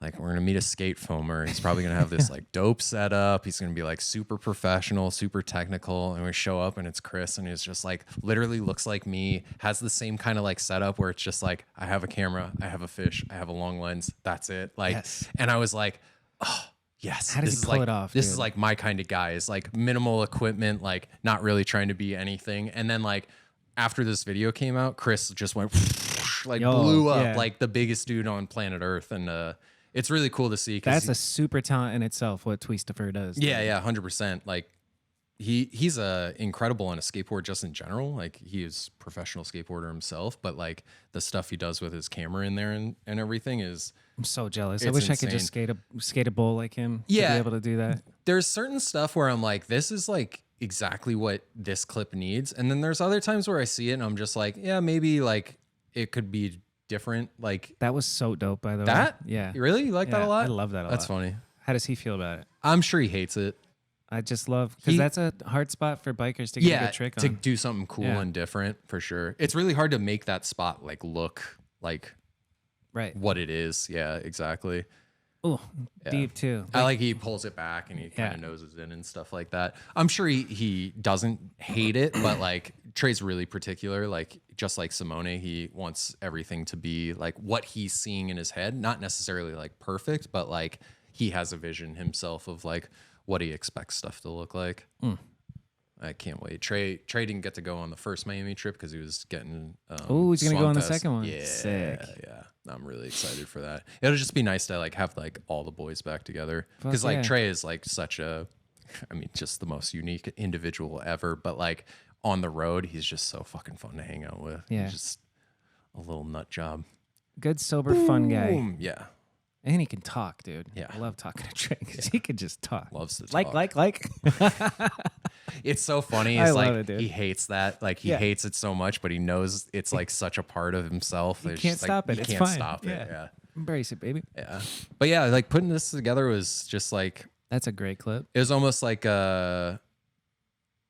exactly what I needed at the time. Love Like that. it was just. This is after Fender? No. This is way a- after Fender. This is way after Fender. This is after One. This is after pretty much everything is just kind of like I'm almost in the same spot that I'm in right now, where I was just like I miss BMX. Like I don't feel like I'm done with like what it is. Like one, because like I don't want to not ride. I don't want to not be a part of like what it is. Like maybe I'm not as such a big part of like the industry or anything like that, but like it's still such a huge part of my life. I don't want to let that go. If Matt Hoffman is doing 540s on a vert ramp at 54 years old, I can at least do a tail whip until I'm like 45 or something Hell like yeah. that. That's like the mindset. Even like the last couple times we went ride, I was like, I got to do a tail whip. Yeah, like, we should film a tail whip, dude. I got to do my only trick that I've only done my whole fucking life. I'm not going to like, because in the back of my head, I was getting nervous. I was getting scared. I'm like, why are you getting nervous and scared? Like, that's not where you're at on your bike at this point. So I'm kind of like a little bit more talk about this motivated. one. This curve wall, right? Yeah. So sick. Also, stay on tail whips for a second. We have to film a tail whip for media. I would love to. I just don't know where. But when we film it, it has to have the lazy foot landing like you used to do. Stop And the I go, sneaky foot, Yeah, dude. sneaky so foot landing, bad. dude. That was like a thing for a while, where it's like every You just every couldn't put whip your clip, I could fucking not foot put my on. fucking Oh, foot on. man. I have the wall ride to whip that I filmed solo in the shook peg leg section. Mm-hmm. And I sneaky foot that, and I went back to film it. Like I landed it, sneaky footed, and I was like, "You cannot take that." I went back to film it, and I got I dead whipped off the wall and died, and I was by myself. And I was like, I'm taking it. I'm taking the sneaky foot, dude. I'm taking it. This But is a like that's spot- like I don't like to be filmed. Well, I don't like to be neither. I don't like being in front of the camera. I feel the immediate pressure that every rider that has ever been in front of my camera, where they're like, "I'm sorry, dude, it's taking so long. I'm so sorry." And I'm like, "Dude, this is my job. This is what I'm here for." But when it's me and I know the person, it's not their job. I'm like, "Dude, I'm so sorry. I'm so sorry. Like I can't." And then I start getting neurotic and I start like pushing up my glasses and adjusting my body and stuff. And like the same neurosis that comes from filming happens while I'm riding, and I'm like, I can't. Yeah. You've been good with me, especially on the Jersey barrier pegs. That took forever, but That you was did say fun. sorry. Well- I consciously, every time I'm being filmed, I'm like, don't say sorry. Yeah. Don't say sorry. Yeah. It's only been 5 tries. Yeah. Don't say sorry. I have you to know? be really on top of it. But like talking about that, like TPM, or Yeah. I call it TPM, tries per minute, like that's super important to me, because like no disrespect to anybody who like needs to take some time in between stuff, but like I said, when it comes to filming, if I'm filming, I want to fucking film. Like this isn't, it's not a job. It is, but it's not. But like we're here to do something. Let's do that thing. And with TPM, like if you have low TPM, it's probably the most frustrating thing on earth for me. If I'm just like baking in the sun, waiting for you while you're like looking at your phone, or you're like chatting with the other guys. Not if you're like trying to like get your shit together to like approach the thing, but like if you're just like fucking off and I'm just sitting there with the camera, like, cause like I'll hit record like 30 seconds before you go, like getting ready for it. So like give me that. give me a little bit of that. So At least try. yeah, when I'm on the other side, like I'm thinking TPM, I'm thinking like, what the fuck is this guy? Why is it? This isn't easy, or this isn't hard. I could do this. Wouldn't it be nice to not think about all that shit? Yeah, if I could be a brain dead idiot, I would be cool. choose to be a brain dead idiot. It seems very easy. So this spot Yes. is right down the street from my house. Yes. It's a beautiful curved wall ride that is nearly impossible to ride. Look at this. He has to like be so nose heavy to even It's make it around. like the length of the bike, yeah. the radius. How did I give you this or did I think John? you gave me this. So basically, like Trey came with like spots in mind. Like he had an idea of what he wanted to do. He watched a lot of skate stuff. He watched a lot of John Mata stuff because he wanted spots that people. Trey's been to Arizona so many fucking times. Like everyone's been to Arizona so many times. I've been to Arizona so many times. I don't know spots anymore. I'm out. I'm done. Like I'm out. And so like we watched a lot of videos and kind of like collected stuff, and then we tried to hit up everyone that could potentially know. You knew quite a few of them. Ballman knew quite a few of them, and then talked to some skateboard friends that helped find stuff. But this one was like, what did you do here? What is this cut? This punch in? Is that just a punch in? that's just a punch in. I think it's 2 different clips. Yeah. So Jabe actually took my fish on top so I could film it, and I think it was 2 tries. He got closer and closer on one, and I just liked how it looked and went with the beat of the music, so I just did both. But there was a lot of stuff like the raindrop into the hole. Like that's like a kind of like how I think when I'm editing is like Mike was raindrop talking into the hole, or the water splashes on the screen. Oh yeah, look at that. There's like stuff that's how I edit. Like I'm thinking like weird stuff like that, stuff that nobody will ever see. Yeah. If someone notices it and says it, I'm like, I did my job. But like that's how I put stuff together. Like Mike was talking about how clips flow from one clip to another. Like I look for stuff like that, but like there's connectors within certain things. Like obviously there's plenty of times that there's not, but with Trey's part, with this whole section and stuff, like I've always edited to the beat of music. Like that's something like that's very important to me, or at least with like how I like to watch videos. I know there's plenty of people that don't do that like intentionally, but for me, like I think it's like it makes it more fun for me. I feel it. Yeah. You know what I heard is Rich Hirsch did Mosh So Freestyle or one of those OG videos where it was like fucking crazy, but he just put the clips in a timeline and put a song in. And I'm sure there's plenty of guys. Yeah. Oh well, you know what's funny is I do that with some stuff. I'll make the timeline of just the riding, and I'll kind of cut it up like quicker, how I would imagine it would be if I was putting on video. And then if I have an idea for a song, I'll throw it in there, watch it, and sometimes stuff just will magically line up. Yeah. I'll clip it out, and I'll be like, okay, I could use this for later, and like kind of like keep it in the back of my head, or I'll know if like that song works and stuff like that. But editing to the music, it's huge. It's like that's like the only thing I go for. But that's fine. Yeah. This song's the best. Yeah, okay. I could have talked about that curved wall forever because it looked like it was low head height. It was super low head height. It was super tight. It was a gravel run out. Like it was very non-ideal in all aspects. But he got it done because it's Trey's the fucking curve wall ride master. Jones. Yeah, who do you think is the best at riding curve wall rides? Trey, yeah, for sure. Or it's either Trey or the one dude from Santa Barbara. Yeah, he's up there. Nick something. What's Nick? Yeah. Or Seamus. Seamus fucking nuts. And I'm sure there's plenty more. Like Elstrand's got crazy curve wall ride clips and everything like that. Shout out Eric Elstrand.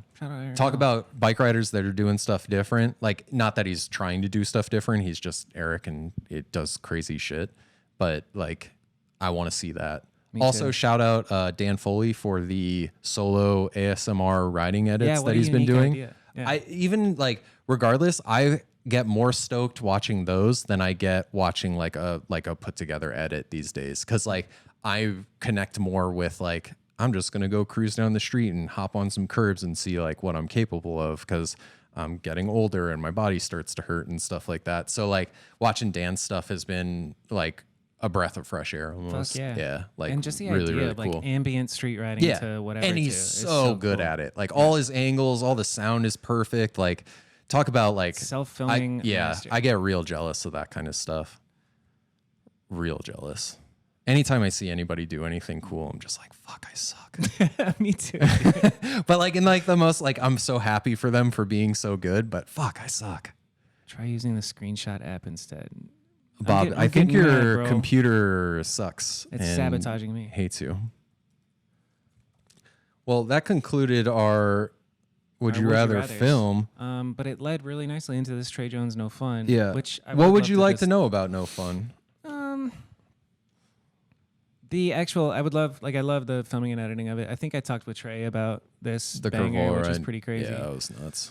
Shout out Vans for all those free shoes. What I'm actually genuinely curious about is this was a big deal, and you guys sold it on iTunes, if I'm not mistaken. Not iTunes, but through this website called SoundSurf, which was like a random ass thing that I found. I'd like to know the background of like promoting it, selling it, music, and like all of it. And how much money did you make? And not a lot, which was okay. But what is not a lot? A couple grand? Couple grand, probably like less than $5,000. I think we sold it for Total?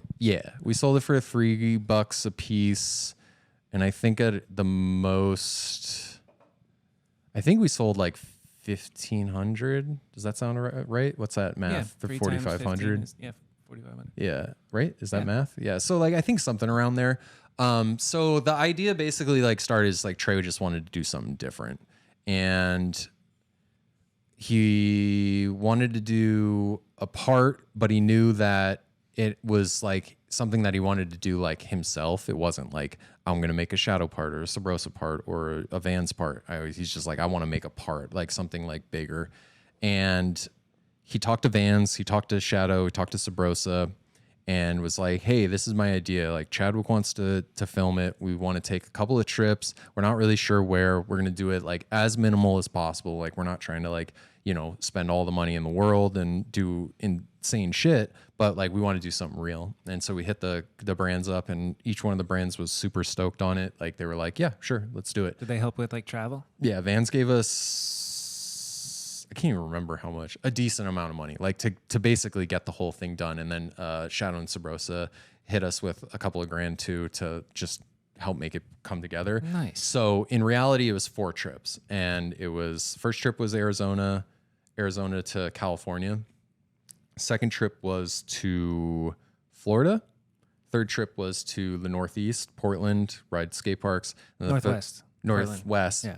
Fourth trip was Northeast. Oh, you did 4 corners of the states. We drove from Florida to New York City and then back. Sick. For the last trip. And we did it in the sense, so like I was like, I'm going to put my TM pants on again and kind of like organize it, talk to the right people. We stayed at people's houses. Yeah, tell me, let's pause on that. What goes into organizing a trip like that? What do you mean put your TM pants on? What are you looking at? Save money or maximize the dollar. Like that was always like numero uno for any trip, Shadow, Sabrosa, anything. I'm not a cheap ass, but I definitely am very cautious about spending money.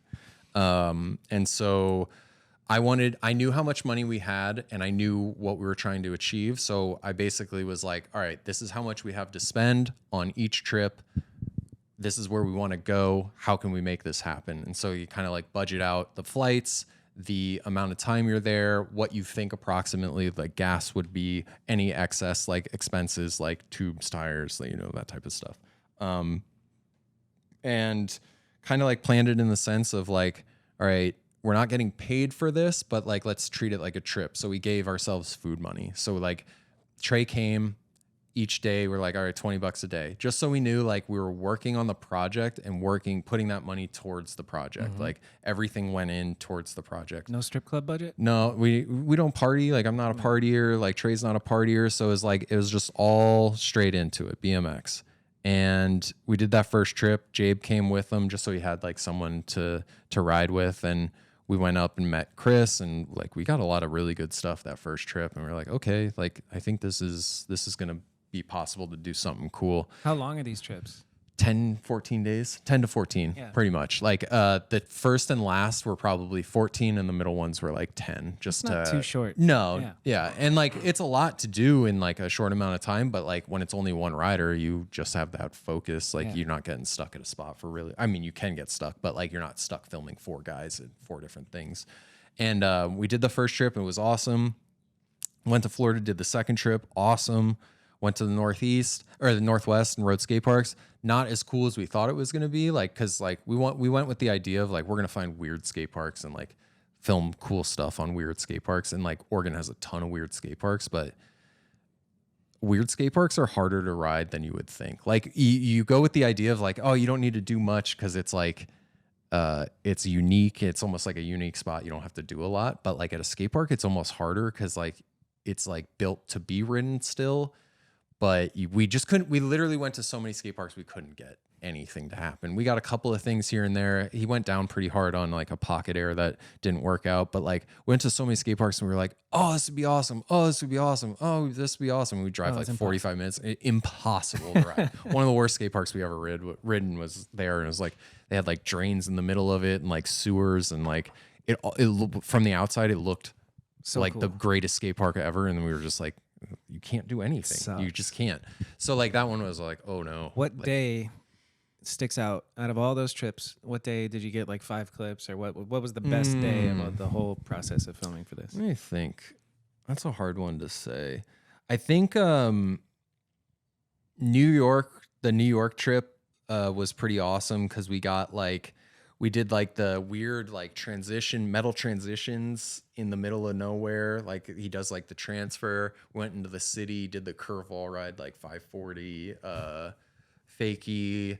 That was a really awesome one. And then towards the end in Florida, he does like the roof to firecracker. And we kind of like had to like prep and get that going. And we like brought Big Boy and like Jabe and Marcel. That's also fun. When Marcel did the roof to rail. That was in like a cult edit when it was like forever before Marcel like really blew up. I think it just went on Instagram. Yeah, it did. It did. And that was really awesome. But like all those trips were awesome. Like those were like specifically like not a bad time in it. Even when we were like driving like 14, 15 hours from like Florida to New York, and like just kind of like, and we were driving Trey's monster truck and stuff. So it's like we got terrible gas mileage. It was not like a smooth ride or anything like that. But like we just like hung out and bullshitted. And like, if you know Trey, like the last thing Trey wants to talk about is BMX. So we were like talking about basketball and fucking bagels and music. And like we watched the Last Dance on the way home, and we were like, we just like watch random like movies and stuff. Dude, and like The Last Dance is so good. Yeah. And so like it was like a really good like bonding time for Trey and I. And at that point, again, like I hadn't been doing the BMX thing and I was not TM, so we hadn't hung out for a while, and it was just like riding a bike, back in it. And the results were awesome. And then like the selling aspect kind of came from like, I didn't have a full-time gig. I was trying to make money. Like, so like if I'm going to take, I think it was like equivalent to like at least 2-3 months of my time. Like I'm going to try and make a couple of bucks. And I randomly found the sound surf thing is this dude, Kerr, Kerr Wilson from the UK, is something he started for like a music platform. He's a writer. And he's like, yeah, we can host videos. And I was like, could you host this? He's like, yeah, let's give it a shot. And so I was like, you know what? It's through a BMX dude. It's a BMX thing. It might not be like the normal like way to go about it, but like, let's see what happens. And we did it. And the response was, why are you selling a bike video? Yeah. Like, why are you asking me for money to watch your bike video? And I was like, because like that's what we would always do. Like I bought videos back in the day. Like it was before, my mentality comes from before the internet. Like where I bought tons of videos. I bought VHSs. I bought DVDs. Like that was just a part of it. You bought magazines. You bought stickers. You bought parts. And the moment that we were like, yeah, it's gonna be $3, people just lost their minds. And I was just like, whoa, that was not the response I expected, especially for like $3. Like if I spent like maybe $5, I kind of like, yeah, maybe that's a little more. And like, it's not like the first, pretty small. Yeah. It's not like we're the first people to sell a video either. Like that's been done before, even web videos. But like, I just think, people hear web video and they think it's going to be a certain amount of quality. And, I tried to maximize that quality as much as I could and create something that was awesome. We also decided like, oh, we'll do merch if people want to support it and, that kind of thing. It was really just like kind of like a fun experimental project to see where it was or see what it was and what it could be. Yeah. And like, I got everything that I wanted out of it. Like I realized that even if you have 30,000 views on a trailer in the first like hour, that you're not going to get 30,000 sales from something. That's not Did how you get it works. excited when the trailer dropped? Absolutely. I was like, damn, if we do even half of that, 15%, we're killing it. And I should have tempered expectations in that regard, because like I think throughout my whole life I've noticed that like this sport hobby, whatever, the people in it are relatively not, I don't want to say cheap, but like they don't spend a lot of money on specific things. Like parts are expensive. It's an expensive thing to get into. So like you want to be careful with the money that you have and stuff like that. So I probably could have tempered my expectations of that. And in the end, it really wasn't about making money, because like we got to make the video for relatively cheap. We did go over budget because like we didn't want to be like totally roughing it when we had the opportunity not to. Like if people were going to give us money, I was going to spend the money on the video, on the trips. Like, so like that's what we did. We made merch, we made posters and a zine, and like did premiere and all that kind of stuff. And where'd you premiere it? Where did I premiere? Oh, Swampfest. Oh, sick. Yeah, which was really cool. Yeah, that's very also cool. Very nerve-wracking, because I was just like, fuck, there's a lot of people watching this thing. But yeah, it was just like an experiment to see what it could be, and I got what I wanted out of it. Would I do it again? Probably. Like I don't see why not. Would I sell it again? If I had to say, probably not. What do you think is the model for something that you can sell and would sell well of a BMX video? A team? Yeah, DVD? I mean a full length, a longer quote project? unquote full length. Yeah. Like if it's $30 or 30 minutes for like $10 or something like that, I think that's like fair. Diego Bravo's video. I don't know how much he's selling it for. Also, I haven't seen it. Is it a digital download? I haven't seen it yet. I don't think it is. I think it's DVD Just only. DVD, yeah. But like I want to see it. Diego, put it online and sell it. Don't even. $3. Yeah, I'll give you fucking money. I want to see the video. I respect DVD because like obviously having something physical is cool, but like you want people to see it. Like you want people to see that stuff. So like get it into people's hands. And I think that's like with no fun. Like I knew I was gonna put it online for free at some point, but I wanted just to like, I didn't want to devalue it instantly by just being like, here's the free thing, because then people immediately like push Stop it buying, away. yeah. And so I'm curious about whether or not the trend of that, because like you said, there's a lot of resistance to like selling a video, but selling anything is just like an exchange of value. If you get value from this entertainment for 11 minutes for $3, that's a great deal. Yeah, you know? 100%. The shitty attitude think towards so. that is crazy. And then that's just immature to be hating on somebody for selling something that they put months of work into. And this is like one of the greatest video parts of the decade. Whoa, that's, I mean, it's fantastic. That's awesome to hear. Like that really, I mean, the model though is, 128,000 I went to the Colors premiere, Happy Medium, and then like 3 days later it was online for free, and I was like, okay, like what is the, because they were still selling it, right? Now? Yeah, I mean they sold the DVD, but they didn't sell it online Like a as digital download. No. I guess that kind of makes sense too. It's an interesting fucking Does world. Thrasher pay for stuff? Did they put it on Thrasher? Maybe. Yeah. I don't know if it's on Thrasher, but like that kind of like that's almost a model. Like if you want a physical version, here's a physical version. It costs money, but if you just want to watch it online, like here's a free version. Yeah. Like that I would be totally down with that type of thing. Yeah, I just think for me it's just like showing support in some capacity, if that's a couple of bucks or I don't know, a like penny. What if you sold it like or a for follow? anything above a penny? You have to donate, but it has to be at least 1 penny. You know, that's what Radiohead did with an album forever ago. Is choose your own price. Yeah, I wonder how that worked out. You could literally do zero, like they would accept zero, and That's how a lot of I think Bandcamp they are. made a decent amount of money, like more than they expected, but never as much as like if you know wanna what it would be. cheap out and pay nothing, you can. But that's like a whole nother thing. Is like do you like? Is there this expectation that things in BMX should be free? Like that you as a rider should be able to watch or see everything that's out there just because you are a rider or whatever. Like you don't have to seek it out or like gain access to it. It's just like should be provided to you. I wonder, that's the reason why is because BMX videos as a whole essentially is a billboard to sell the BMX products. Yeah. And so the BMX full lengths that actually got sold on DVD did 2 jobs at the same time, like promoting the actual revenue driver, which is the bikes, while also making some money from the sale of the video. And then time and the proliferation of the internet and everybody having a cell phone, and now we just take videos for free, but you have to.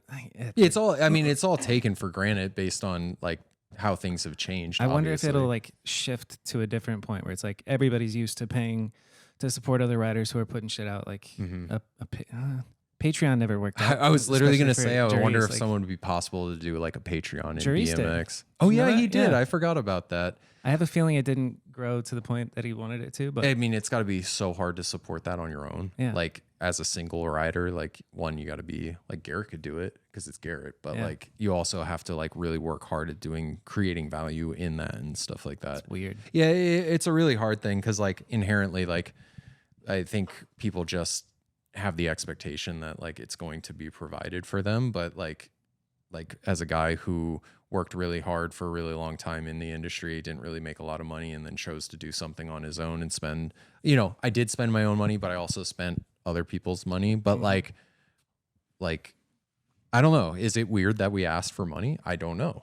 I was just like we should just see, like Makes me want to try. we created something of value and like we feel like it has value, so let's put it out there with a value, and that's what we did. And like I said, it went online for free eventually, and like I really love and care for every single person that actually spent money on it, because that takes like initiative. You had to create an account, you had to put in your card information, like to watch my video. Like, thank you, like for real, like that's fucking crazy.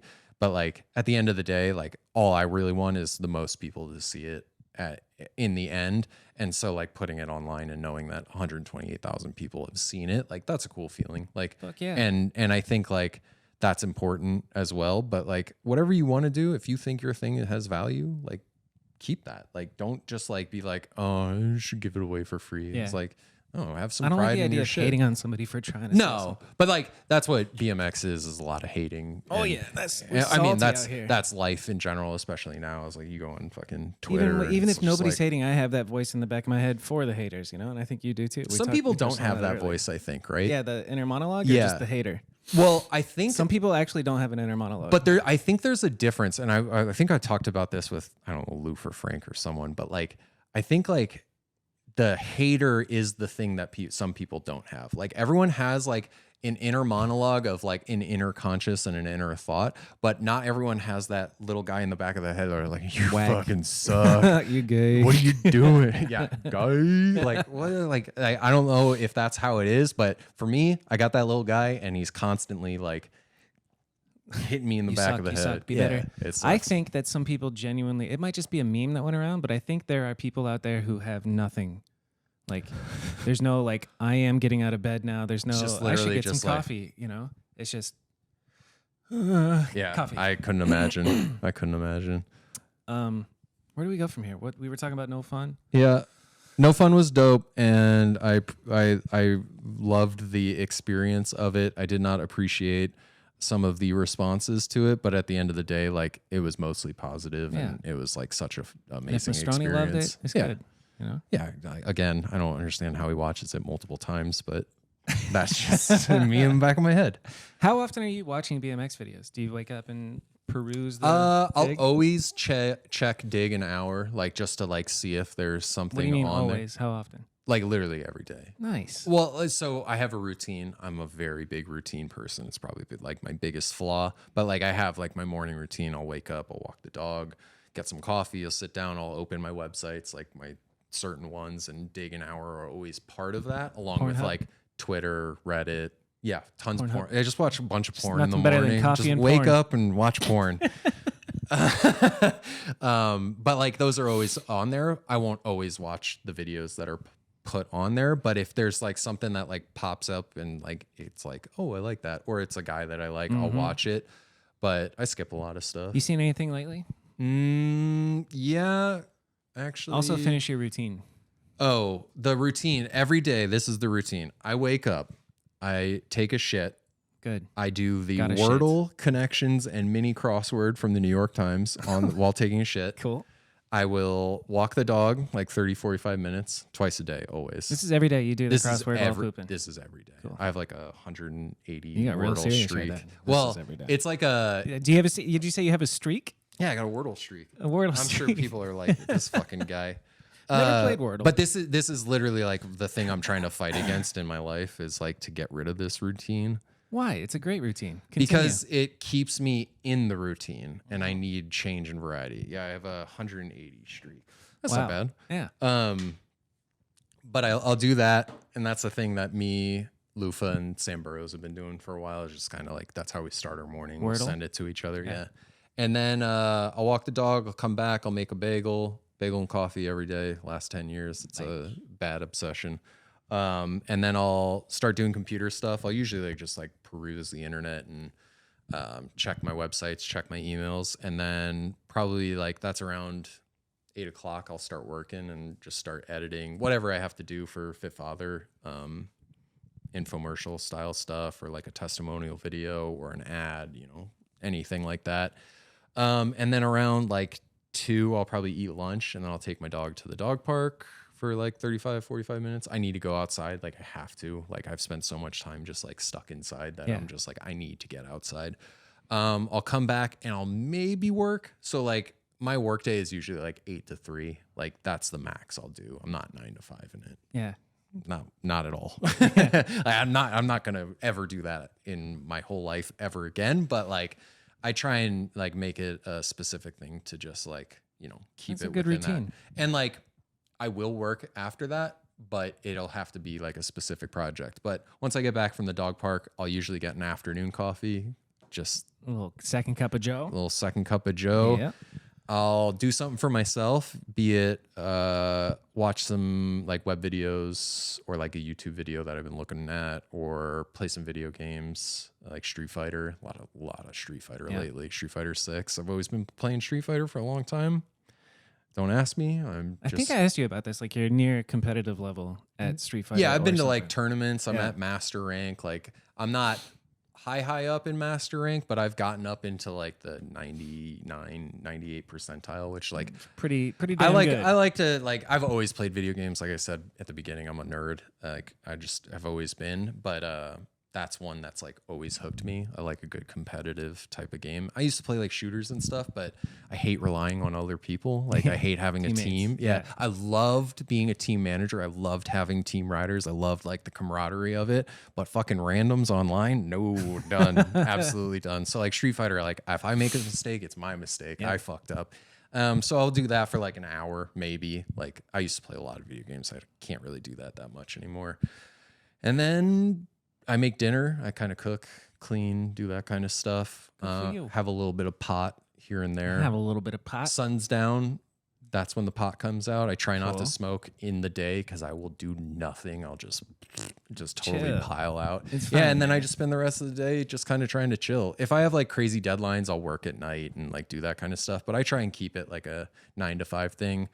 I'll ride with Loof and Frank like every other day or like every other 3 days or something like that for like an hour at Tempe You guys Park. have been making me so jealous with the morning skate park sessions. Yeah, I'm the like, morning sessions have been like really key. 9 o'clock, 10 o'clock, just ride for a quick hour and a half just to like be back on it. Get the blood flowing. I need to start making time for that. There was a point where I just like didn't ride like for months on end, and like I don't want to do that. Dude, it's been like 2 months for me. You need to do it at this point because like you can go off doing a million different things, and I can already feel like I don't have the bike control that I had 2 months ago. So and that's a shitty feeling. Yeah, it's a really take a shitty couple weeks feeling to get back into it. Yeah, so that's the routine, and I've been doing that like I was telling you before we started. I've been working from home since I came back from Sparky's. I moved to Arizona back in 2013, so it's been about a decade plus of working from home, same office, and I'm just like, I'm cooked. I'm burnt. And so I did make the executive decision like last month to like step back from the Fit Father editing job, and I'm just going to like kind of see what happens. I'm not going to film, not going to edit. I might do it like here and there for like a random gig or a BMX thing, but like I need a new path. Good for you. I don't know what it is. Like it could be a bagel shop. It could be anything like that. Start a podcast. Yeah, it's funny. It's so funny that everyone just like in the back of their head was like, I could probably do a podcast. And I was like trying to think of it, and I was like trying to think of stuff for this, like how could you do it differently, type of thing. But like I don't know what it is. Like I want to just do something different. That's all I know. Fuck yeah. Yeah, maybe if that's like travel more and like maybe take out my camera more, but for myself, not like with anything in mind. Like when John Tinsley was in town with Mike and those guys, I was hanging out with him in T Coop, and just like bullshit. And they're like, come to Salt Lake. And I was like, I should go to Salt Lake. Like I've been there one time and was with Casey and we didn't really ride, but like I know people out there. I like people out there. Like, well, why shouldn't I go out there? So like, who That's knows? the spirit. Yeah, who knows what I'm gonna do? I got Miami trip coming up. Right after that, I have a Fit Father thing where I'm going up to like Mount Shasta in California to film some like old guy they call the Mountain. He's like some 75-year-old guy that's like lives off the land barefoot, like has like these like cartoon barbells and stuff. I have no idea what that's going to be like, but that'll be like one of the last Fit Father things I do. And then I'm going to go to Sweden and Denmark with Lindsay for like a personal vacation. She's actually going to go see a Taylor Swift concert in Sweden. Nice. Yeah, it's pretty funny. So that all leads up to like June, July, and then by then I'll be done. And it's like, what do I do? Cool. Yeah, Good for you. That's which exciting. is extremely scary, but super exciting. Like I've never been in that position. I feel so alive. Yeah. My dad was like the kind of guy is like, don't ever quit a job without having a second job lined up. And this is like the first time that I'm like, Send it. well, the first time was Fender when I was just like, I can't do this. I'm fucking quitting. And a bunch of good stuff happened after that. So Yeah, hopefully it'll work out again. Yeah. You'll get So, another NORA Cup. yeah, that's the idea. Things I've watched recently. I watched this Parallel Forever jam. That made me say, holy shit, kids are really fucking good. Yeah. But like, again, also, this is like my nightmare is like, you'll see it eventually. There's like 100 kids doing like lines on like one rail. Like they're all trying to get their trick in and stuff. And I'm just like, if I was there, I'd be off in the corner, just like sitting on my bike being like, man. But like all these kids, like tires double bar. I mean, Mickey does some like crazy pedal duster shit. Did you see him do the Duster 180 up the rail? Mickey Fly. Oh, I saw it. This spot he did like feeble 180 feeble backwards 180 duster. backwards. Yeah. In some new video that came out, it might have been like a Japan video or something like that. What did he do up He the did rail? Duster 180 up a rail, and it just is like, and the fish. He makes it look easy, too. Dude, the fish angle is so good. Did you watch this Donata edit? Yeah. That's pretty good. That's your boy. I love the song choice. Yeah, that's your boy. Rich. Yeah. What's your deal with you and Rich? What's your like, why, what about Rich's stuff like really like grabbed you? Probably the B-roll and the sound design. The fact that it had it? Yeah. Just period, it's a unique, and the more I learned about his process, like he's super, I can relate, where it's just like, it doesn't seem like he knows what he's doing. That's what the writers have said. And it's just like weirdo Rich is doing his thing. And then it turns out to be a masterpiece. I'm like, I love that. You like that idea? Yeah, fuck for yeah. sure. His His stuff just stood out. Like it was just like completely from left field. And you're like, who is this guy? How does he get this shit to look like how it looks? And like, because like you do see him filming and you're like, it doesn't look any different, but like when you see it, it's just completely magical. Different. Yeah, like that's Simone. And it's also the AKA editing. The editing's music, on a whole nother level. How tricks hit to the music, and the music choices have been incredible. Way Man, different. He's been so strong for so long, dude. Still going. I don't know. I'd love to talk to him. I've asked him 1,000 times, but no. Just knows. I always heard he was pretty like private. He's recluse. Yeah. What a rider too. Same with I asked Stan Lacey at one point, but he just ignored it. Oh, to do the To do the podcast? podcast, yeah. That's funny. That's funny. I guess that would be a good He transition. go, mate, you want to just fucking talk? Talk about what? Filmer faux pas. Like I feel like you could take Rich's stuff and be like, you could love it or hate it. Like you could see the close up of the hands and the cigarette smoke and stuff and be like, Anybody "Whoa." else does it? I don't like it. Yeah, exactly. 'cause he But was you the see first. Rich do it and you're just like, wow, this is amazing. Yeah. What's some stuff FTS. What's some stuff that you see in BMX videos, filming or editing, that you're just like, I can't do that. Like why would you do that? Shitty B-roll that shouldn't be in there. That doesn't make any sense. Yeah, B-roll that doesn't make any sense. Too much time before and after a clip. For sure. The pace of it. I just want it pow, pow, pow, pow, pow. Sometimes some raw shit is good, but I think if it's an edited video, it's got to be much quicker. I think the first clip has to get your attention. That's a general rule that shouldn't be broken. Is like the first clip is almost more important than the last clip. The first two and the last two are the most important clips, for sure. Out of those four, which would you say is the most? I think first. First and last. First clip. Yeah, for sure. What else? Bad filming, like the Mastroni said, the Yeah, water water in the hose, lawn. bad poor fisheye. I can forgive a little chopped head here and there. Oh, like That you know the what's chopping someone's head is like, I get it, but also like I do remember that. yeah, but I also remember like being around certain other BMX filmers that were like super like anal, not anal, but like they like would shit on anyone who got even remotely close to chopping head off. Yeah. And was like, have you not like been filming and like shit happens? Like you don't know what's like always, you're not 100% perfect, but like these dudes would just be like, that motherfucker, blah, blah, blah. sucks, Yeah, dude. exactly. I'd Yeah. just be like, that's me. You know what's one that I actually bothers me that is pretty unique and probably doesn't bother anybody else is like the side that you choose to film fisheye of a 360.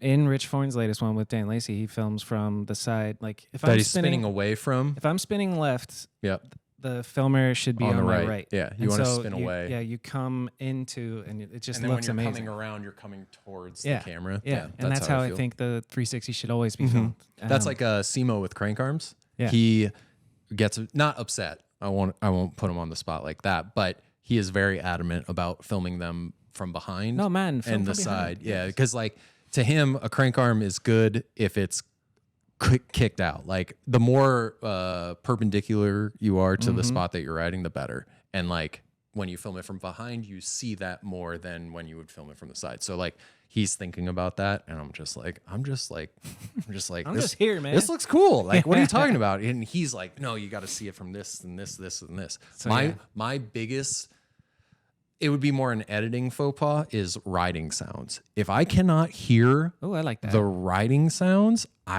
your video music, yeah. your video sucks. Sucks. It doesn't matter how good it is, how good the riding is. If I can't hear that shit, I don't want to watch Agreed. it. It drives me nuts. And it doesn't help that like free coasters and plastic pegs are such a part of BMX now. Like you can still make that I don't sound like the good. sound of plastic pegs grinding sometimes. Yeah. It's just, you know, Sometimes it it's sounds just like a all fart. the time. Yeah. It doesn't have like a lot of personality to it. Yeah. But like you can ride whatever the fuck Dude, you know what want. you could do is film a plastic peg trick and then put add in sounds. metal sound. People do That'd be that. interesting. Well, You know what I not, noticed? Not in BMX, but in skateboarding, they use. There's some Oh, yeah, skateboarder yeah. that I've talked seen, about like, like Foley. Yeah, he literally uses clips and sounds from a whole like backlog of old Yeah, I videos. know exactly what He'll you're use talking the about. same stuff over and over again. Because it's just crispy, nice. That's sounds. insane. I ain't mad at that. That's- I'm not mad at that either because I would rather Especially hear if fake it- sounds than no If sounds. you don't notice it, then good. Sure. Another thing that I noticed, but most people probably don't, is Rich Forn filming a line. He edits out the sound of his footsteps of him running. Oh, interesting. So if you really pay attention, you can hear it's like particularly quiet in the middle of a line, but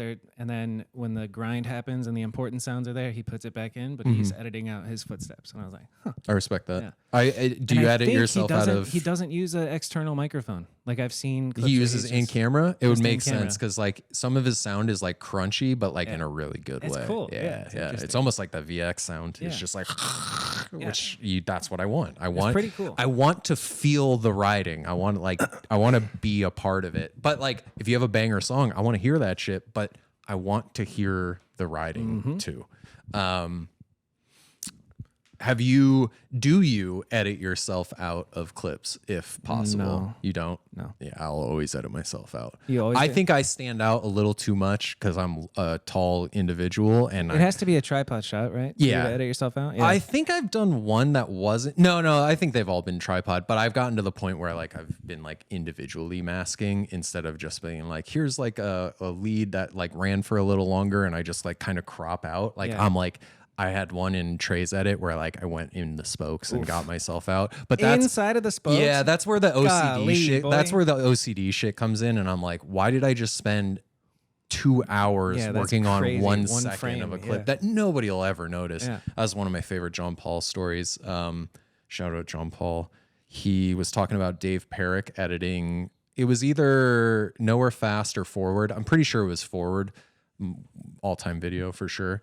And he said that he woke up. I don't know if they were living together or he was at Empire. Maybe it was the Empire video. Who the fuck knows? But he was moving this clip around like in the morning John Paul leaves for like 4 or 5 hours and he comes back and he checked on Dave to see how the video was going. He's moving the same clip in the same spot. That's me. That's like, I'll take like 3 frames. I'll be like, no, let's back it up 5 frames. No, maybe 4 frames. I'm just like trying to find that like perfect moment. And then it's just like 5 hours later, I'm like, you didn't edit.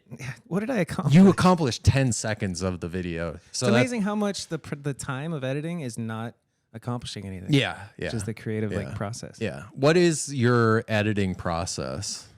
Do you have one?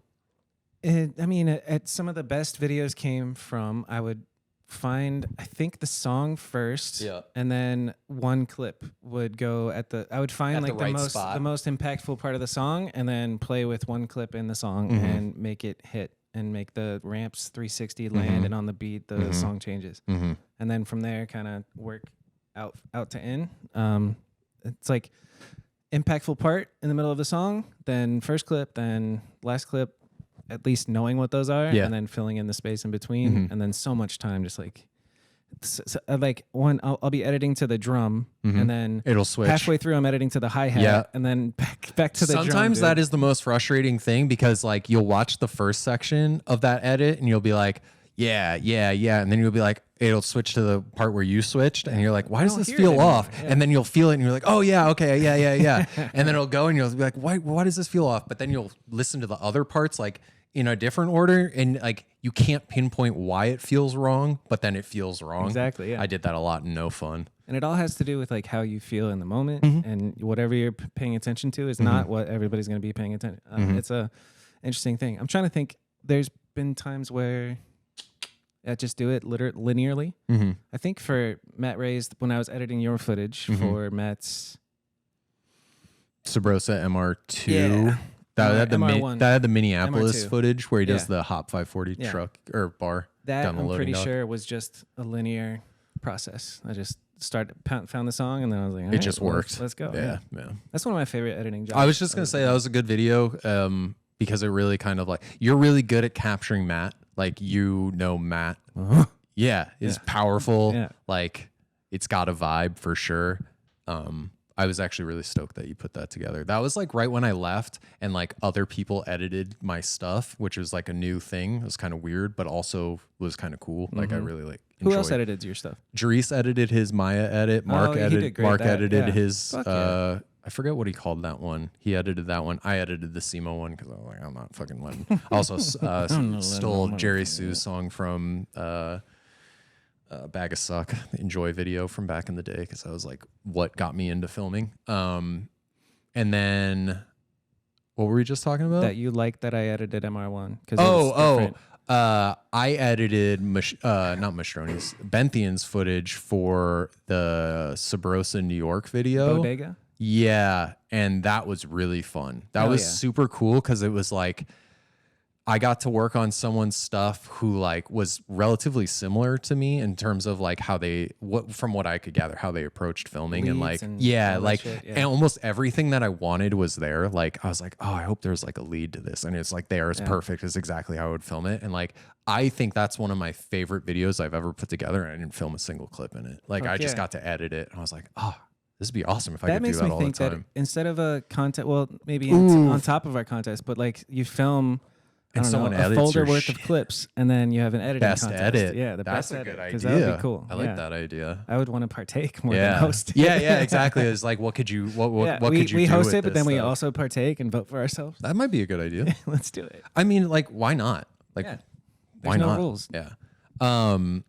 Do you want to do some of these things? I mean, we talked about a lot of this stuff. We did. We covered. So I want to talk about.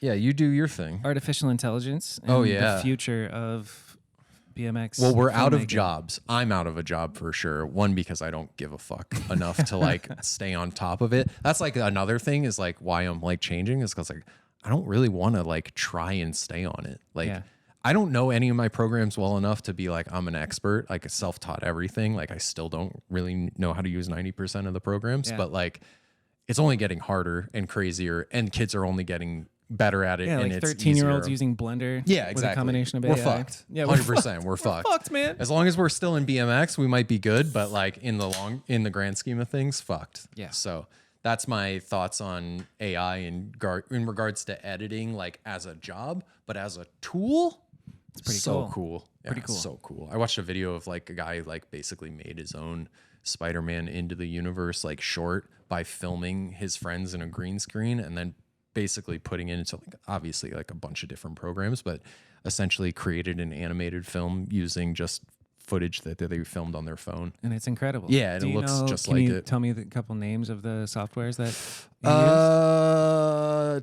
Turbulent Displace. No, that's a different thing. Oh, maybe that was one of them. I can't remember the names of the terms that they used, but I've seen so many clips on Instagram of just like, this AI software is amazing, check it out. And I'm Yeah. like, I will remember that, and then I don't. into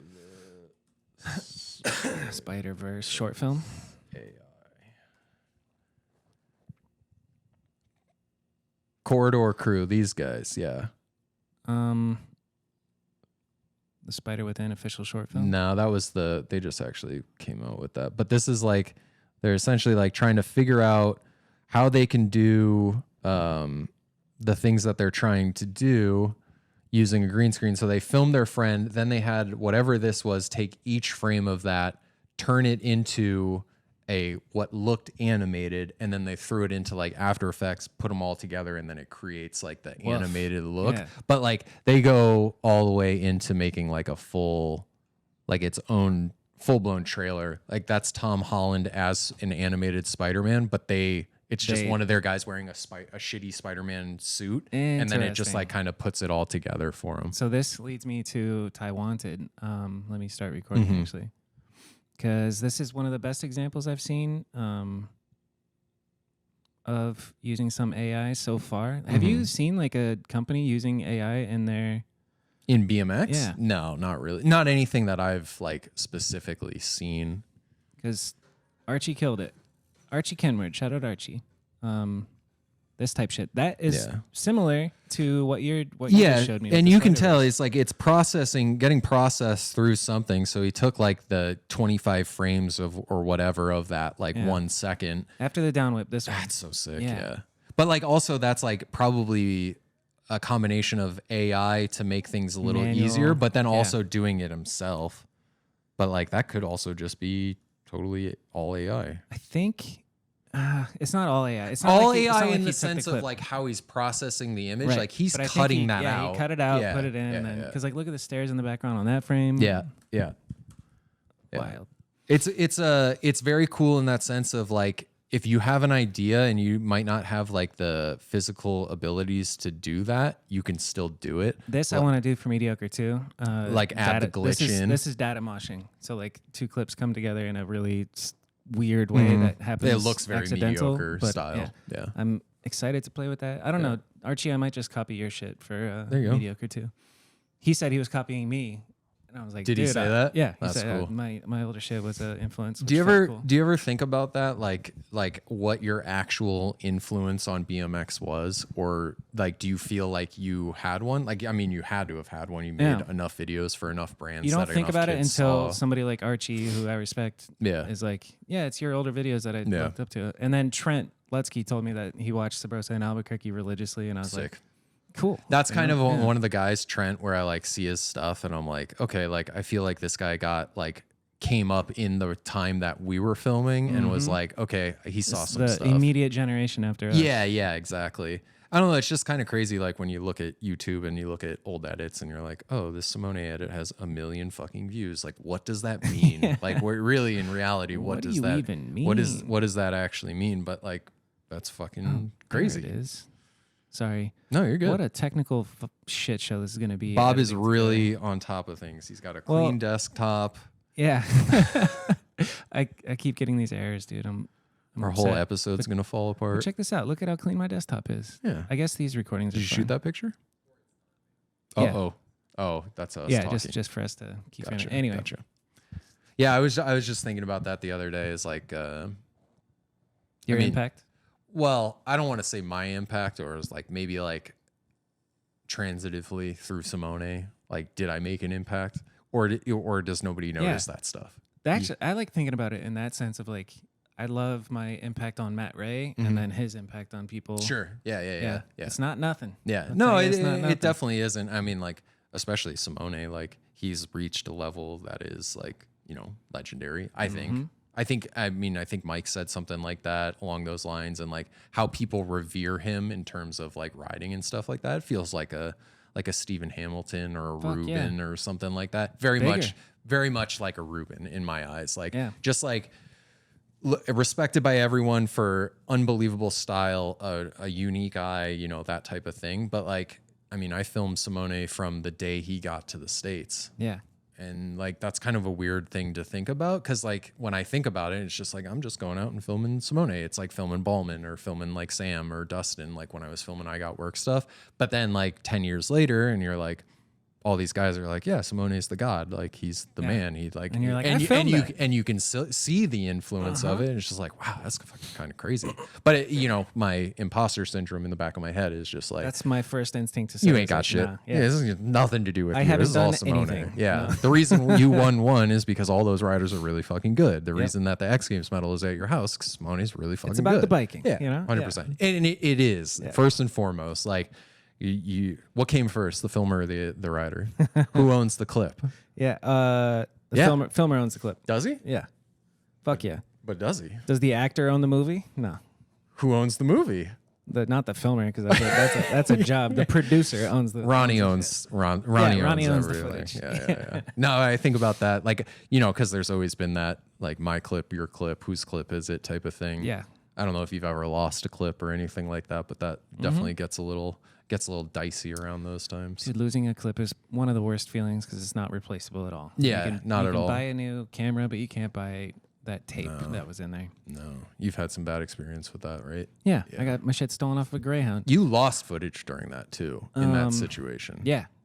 But I still had my mini DV tapes in a box, so I went through. Oh, and, like, so you didn't? You got the recaptured stuff the back. majority of the That's stuff. good. It's not like Trent where you like legitimately lost. Yeah, that's stuff. a bummer. That just happened. So to Trent. hard, man. Yeah, I don't know. I was dating a girl in LA. I took all my shit in my camera backpack, like laptop, hard drives, camera, everything, and we're on the Greyhound coming back, and it stopped at a gas station. And every other time, it's like a 20-minute ordeal. Everybody goes in, comes out, we continue the ride. I left my bag on the bus thinking You're good. It's all good. Yeah. I'm getting back on this bus. Yeah. And I went in to take a shit. And then by the time I came out of the bathroom, everybody was gone and the bus was gone. I was like, what? Dude. And that was And it. it was a quick just shit gone. too. Yeah. It's just gone. I had my sister go to the Greyhound station and like try and figure something out, but I was just like, Yeah, "Nah, you know someone on it's that gone bus forever." saw you Yeah. not there and Somebody was was like, like, that's my "Free bag, bag. thank you." Yeah. No computer though? I think computer too. Oh my Yeah. God. It was everything. Oh. It was a nightmare. That's brutal. I've had a camera stolen, but that was like my first camera when I was like a TRV mini, not even mini DV. I think it was high 8, but that was it. 2 bikes stolen and 1 camera I've had a couple stolen. bikes But stolen too. yeah, I think that's part of the game. Not in my like prime Adult or years. whatever. Yeah. Yeah, like I don't think I ever lost footage. I definitely blew clips. Yeah, what's a clip you blew? I'll always remember that Trey clip because he never lets me forget it. But there was a clip in What Could Go Wrong in Canada where Trey was trying like a crazy nose manual cab onto a bank, nose G-turn 3. Yeah, and it was a stop start, or what did you call it? Anti-film. Anti-film, where you think you're filming but you're stopped, and when you stop and you're recording. I did that, and he tried it for so long, and he did it perfect, like beyond perfect, like. And then I looked, and I was like, I don't have it. And he's like, what do you mean you don't have it? I was like, I don't have it. And I was like, and he was upset, like, because he like really tried. I think that was the first time like someone's like really legitimately was like upset at me. And I was like, fuck, I fucking fucked it. Yeah. I fucked it. Luckily, he did it again, and it wasn't as good. It's still a good clip. I kind of like it more because it's a little sloppier. I don't know if you like that. Yeah, sometimes for sure. Makes it not look as easy. That's one for sure. Another one is like, I won't talk about the rider, but I definitely filmed a second angle of a gnarly trick and gave it to the rider's TM at the distro of that rider. And 6 months later, was hit up and said, hey, could I get that clip? And I said, hey, I don't have that clip because I gave it to you the day that we filmed it. And then was basically like told I was a piece of shit for deleting footage, even though it's not my footage to like hang on to because I already gave it up. But who told you you're a piece of shit? It doesn't matter. But it does, at dude. the end of the day, they had the fucking clip because it's in the fucking video. So like it was just who called you a piece of shit? Super lame situation. I won't. It's not even worth talking, like saying who it was, because it's just like a stupid situation where it's like, oh, you should be doing it like this. It's like, how about you just like, do your thing, I'll do my thing. I'll give you $2. I'll tell you after. All right, fine. It's not even like that cool. Yeah. Like, it was one of those situations where I'm just like, damn, like you were really coming at me for this when like in reality, it's really nothing. Okay. So, I was going to say, let me guess, but I don't even want to. You can guess. You're not going to get it. No. Yeah, exactly. But that's like the only time where like someone like actually like had an issue. Yeah. What were we just talking about? I don't know. We were talking about AI, and then and then we transitioned to something, but like we're just tangenting. Yeah, we are. That's what we do. Is that geometry? Tangenting? Tangents? Yeah, a tangent. Yeah. You already did it. Tangent, cotangent, cosine, sine. Yeah. Who is the best fisheye filmer in your opinion? You said that. I said Navaz earlier just because. Were we on record when he said it? No, we were not on record, but I was thinking about it. I was like, is that just like too simple? But then I'm like, no, because everything he filmed was like, you could tell he had like that autism of like, OCD. That like, I got to get this perfect, but he legitimately just got it perfect, like all the time. Nailed it. Every single time. It doesn't matter what it was. He's a big camera nerd. Yeah. And like, I realized that over time is he was very, very, like really he knew what he was doing. Yeah. And like, I think, I wonder if he had the same imposter syndrome that you were talking about of like, I don't know what I'm doing, but you're doing it. I don't think so. Based on everything that I watched of his, like back in the day, like Insight and Left, Right. He just put out Insight. He was like, I'm the shit. Yeah. And it's just perfect. Everything he does. And he kind of came out of nowhere, I felt like he just like happened. What was the thing that like put him on the map? Insight? I think standpoints were the thing that like really got it started. Right wasn't the first standpoint though, right? No, Left Point Right was like maybe like 5th or 6th, maybe even further. But I would watch standpoints. Sam would get standpoint videos. But like, there's just something about what he does. Feels pretty skate influenced, but like very methodical with the fish. And like, I was talking earlier about like the ABC thing that with fish, I'm always like, it's like a 3-step process. You start, the middle, and the end. Mm-hmm. And with him, he has that, but his is like this like really like smooth, very minimal movement. But like it's all exactly what it should be. Yeah. There's like clips where he's like, I think an out wall rail ice, and all he does, he's like, it's like maybe like as long as this table from him to the spot and the rider's coming in, and he's just on his board and he moves just that little just like little bit, 2 feet on the board, but like you see the fish and it's just so perfectly smooth, and like there's no like. Like sometimes I'm like in there, I'm like moving the shit around. He's just like, it's a lot slower, but the clips are fast and like everything's moving fast. I don't know, something about it is just like, I love really the extra motion on the fisheye. Sometimes like Buster in a heavy medium will finish the clip and then just still have a slow motion pushing in type of thing. I think that's cool. Yeah. I don't experiment a lot with my fish because I'm really intimidated by fish, like always have been, mostly because like dudes are very like, fish can be scary. Fish can be very scary. Scales and they stink. Mm-hmm. I get it. No, like someone like Miles Rogish, like I'll be perfectly honest, like that guy actually influenced me a ton. Like he was doing it like right when I got into it in terms of like the industry stuff, and like he was like Tuesdays with Miles were hitting huge. He always really edited well to music, and like visuals were really cool, but like the way he used his fish was very intentional and stuff. But he did not have imposter syndrome. No, and that's like I'm the shit. Yeah, he couldn't have been more opposite of a human than I was. And like, sometimes I wasn't really like the biggest fan because he was really opinionated and stuff, but like his actual like the work that he did was beautiful. Yep. Amazing work. Honestly, amazing work. Him and Tammy both very Tammy very is good such a good fucking filmer. Yeah. Tammy is like uber talented with that GL2, man. Mm-hmm. Like that guy Wow. It's like second nature because they've done it so much. They were on that tip of like, just let's put out content every week. Yeah. That was they like were on top before- of content before content Yeah. was content. Yeah. like, If they had done that 10 years later. This is what we got to do. Yeah. They're And just they have so that nuts. fucking energy Yeah, too. 100%. Come on, bro. Let's go. So like there's like Miles versus Navaz. They're like kind of way different, somewhat similar, but like I kind of like tried to take influence from like both of those guys. I would say Navaz could get closer and still be okay. Sure, but sure. He chose but deliberately to be you out can't there. get close if you And then want to also do do the- that smooth motion. And I see that stuff with skate guys, like where they're like, it's like a lot softer of like a movement and stuff. I think it just depends, but like you see Navaz's stuff, you're like, that's Navaz's fish. You see Miles's stuff, that's Miles's fish. Yeah. You see Zach or Mastroni's stuff, like that's like you can tell that's their stuff. Big So That's I think where I noticed the most improvement in your filming was the fisheye. I remember I used to hate on your fisheye back in I Got Work days, and then now. Oh, it's back fucking in I Got top Work notch. days, I didn't Yeah. know what I was wide doing. angle. Just Well, like I garden was hosing. watering the lawn. Yeah. I was like, back then, it was just about literally Documenting the trick. capturing what my friends were doing. I didn't think any further. Honestly, the first time I hung out with like Miles and LaShawn and those guys, like I went on that Southwest Shadow road trip and That's kind where of the filmed. sticker of you came from. Yeah, film second angle. Yeah. Like that's kind of when I started like thinking about it more, is because like they were very opinionated on it. Like Miles, Ty, that whole crew of Ty, I've guys, heard, is super big. very, very, very adamant, almost to the point of like negativity, because like they didn't want to film with me because I was like kind of like a scrub when I first started, and That's understandable. What like, happened with Ty and Shadow? just kind of didn't Something work like out. that, where it's like yeah, you weren't good enough I mean, filmer? I came in the middle of it, like a lot of stuff. Like, I mean, I let Carl Pointer go, and I never even talked to him.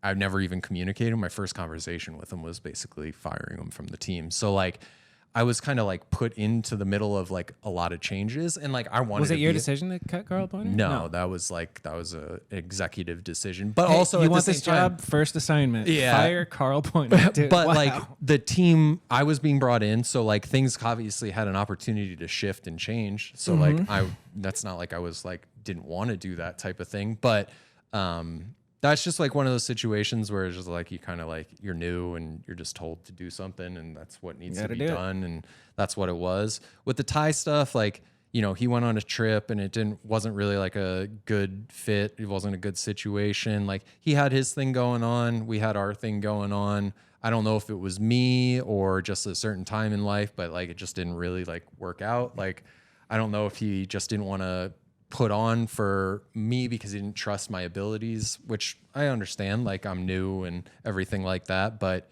you know, other guys didn't really have too much of an issue with that and everything. And I'm always going to try and do my best type of thing, but it just was like we were asking for a lot and not really getting a lot back. And you know, after time, it just kind of the juice ain't worth the squeeze, and you kind of need to like make focus elsewhere. And so like, you know, focus, instead of focusing on this guy, focus on these guys. And that's just kind of how it worked out. You know, honestly, like it's funny because like there's always that situation in the back of my head is like I let him go. Like there's always been like some weird stuff with that crew of guys and everything like that. But like Ty is like honestly one of my favorite riders. He's incredible. He's like Yeah. like even before Shadow stuff, all that stuff, like Federal video. yeah, his size, his like power when he's riding, like I always loved Yeah. it. So like when I was getting on that team, I was like super stoked. "Let's Like go." yeah, I was like, Yeah. fuck, I get to film fucking time And then he tomorrow. hates you. And then yeah, I mean, it is what it is. Like I can't fault anyone for feeling how they feel about me. Like, and to be perfectly honest, I don't know if I've ever done anything to like really rub people the wrong way, because I like don't want people to think anything about me anyway. I don't want even people to notice me. Like you could put up like a big black box over me. Yeah. I'd probably feel better about the You wish you were blurry. that episode. Yeah, 100%. So like when stuff like that happens, it was always kind of weird. And like any of the weird beef stuff that's happened in BMX with me, I never really understood. And a lot of stuff is definitely like odd taken What out else of has there context. been besides Ty? What was the other beef? I really don't like to get into it, but Well, a just weird for weird me. thing with a guy's girlfriend that would like just really wasn't guy's true girlfriend? or didn't happen. What is this? I carried I a don't guy's remember. girlfriend on my back home from the bar, Yeah. like literally just a piggyback ride, and that's it. Went home, Yeah. and then I got accused of like, you know, banged inappropriate. my girlfriend. Yeah, basically Yeah. type of situation. I And don't like, remember that. it's When like- was this? 10 years ago? Yeah, a while ago. Yeah. It's just all dumb shit for dumb reasons. Like, I don't even party. I don't really do anything. Even back then, like, I maybe drank a few beers and that was it. Like, I'm not like some like wild fucking party animal kind of guy. So it was always like really odd that like certain people Drama comes to you. Yeah, certain That's funny. people like made it a point to like Well, just once you're, not if be you're, I happy feel about like me. if you're involved and you're at a high level doing anything, there's always going to be drama. Yeah, people are paying attention to what you're going doing. on, and like everyone has similar goals within the same thing. And if someone's in the way, like then they might feel a little. Especially if they think it's a zero-sum thing. Like, Yeah. if he wins, I can't win. Yeah, exactly. And like I've never. Everybody been like can that. win, dude. Yeah, I've never been. We like can that. all win. Especially Who has? in BMX where nobody's really winning anything. You know, We can all And win together. We did grow. I did get an awesome opportunity to be in BMX when there was like really a lot of cool stuff happening. But like at the end of the day, it's like we're still just fucking riding bikes, dude. If you could relive 1 year out of from 2010 to now, what year would you relive?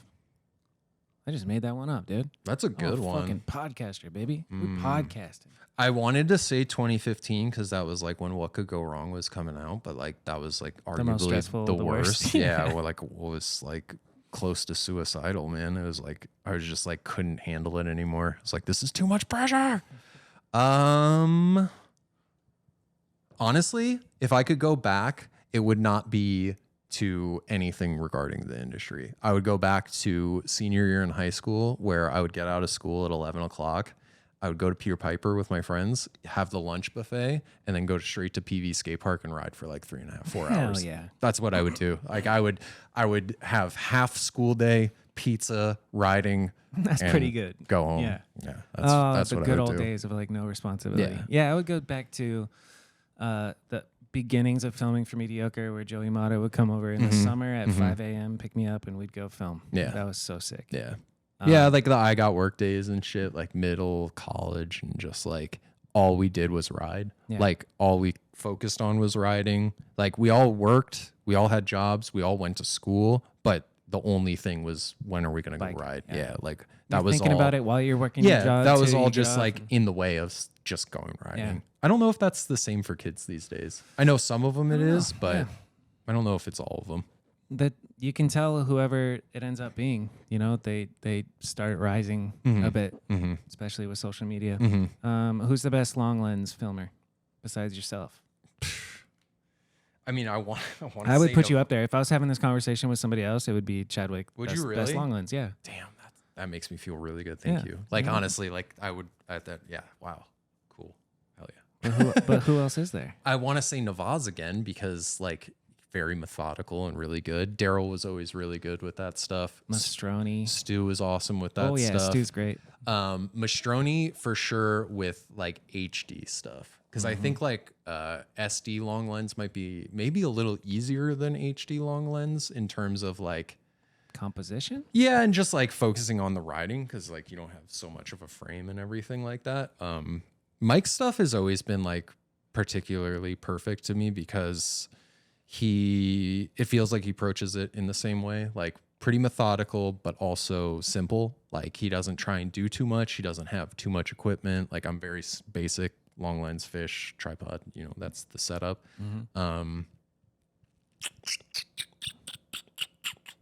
Long lens guys.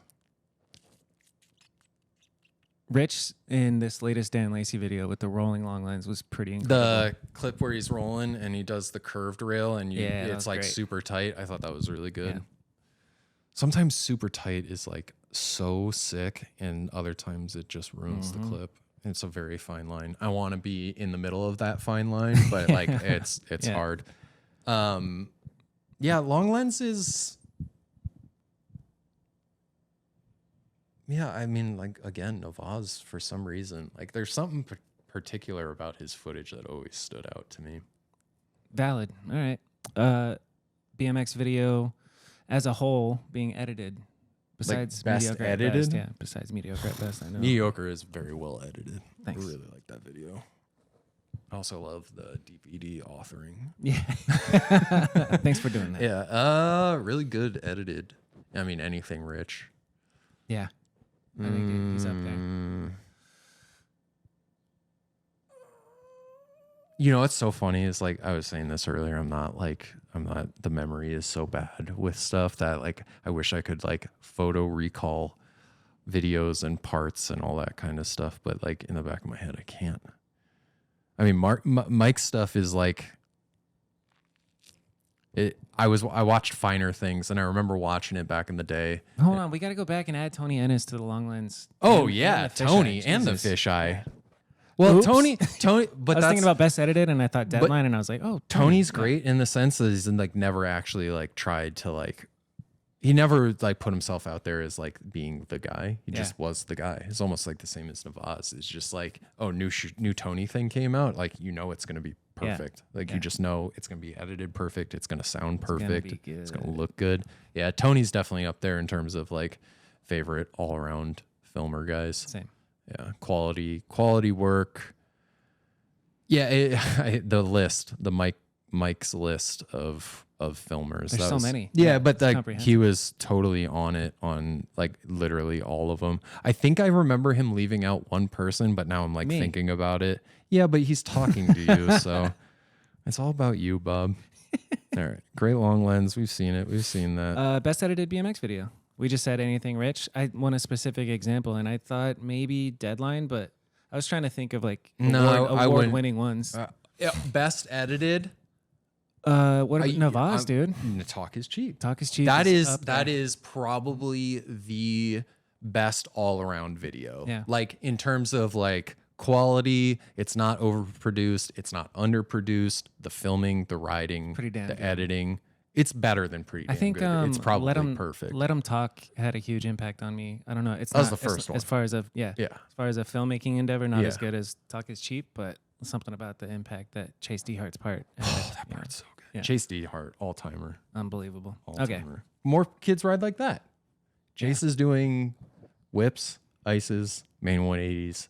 Yeah, and less bunny tricks hops. on cool spots. More spots, less tricks. Yes. We We talked about nailing it and blowing it. I don't know about nailing it. What is the clip where you filmed and you were like, that was fucking perfect. I can't film it any I can't better. think of like specifics, but like certain. You did one in this Miami video. Yeah, certain just certain like fish stuff where like lines, like those are the ones where like Matt does like a line in Miami where he does like a tooth bar and then he does like a nose bar manual ice 180 or some crazy Matt shit combination, and took like a lot of tries. It was hot, and like, you know, the ones where he gets right there and you're like, you had it, and you're like, he doesn't get it, and you're like, fuck, I know I have to get this, because if it happens and I fuck it up, I'm just gonna I gotta be good every single try. Yeah. Every single try. The bane of the BMX filmer is you have to be 100% 100% of the time. They only have to be 100% one time.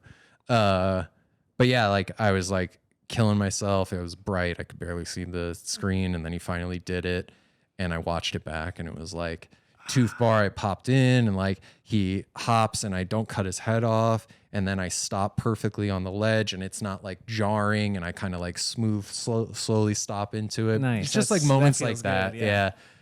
Cause like that's the whole time you were saying is like in the back of my head, I'm like, don't fuck up. You got to get it perfect every time, get to the point where he's going to land it. But the whole time you're doing it, you're thinking of you're going to fuck up. Like you can't fuck this up. Don't fuck this up. Stop fucking this up. I'm gonna show you mine.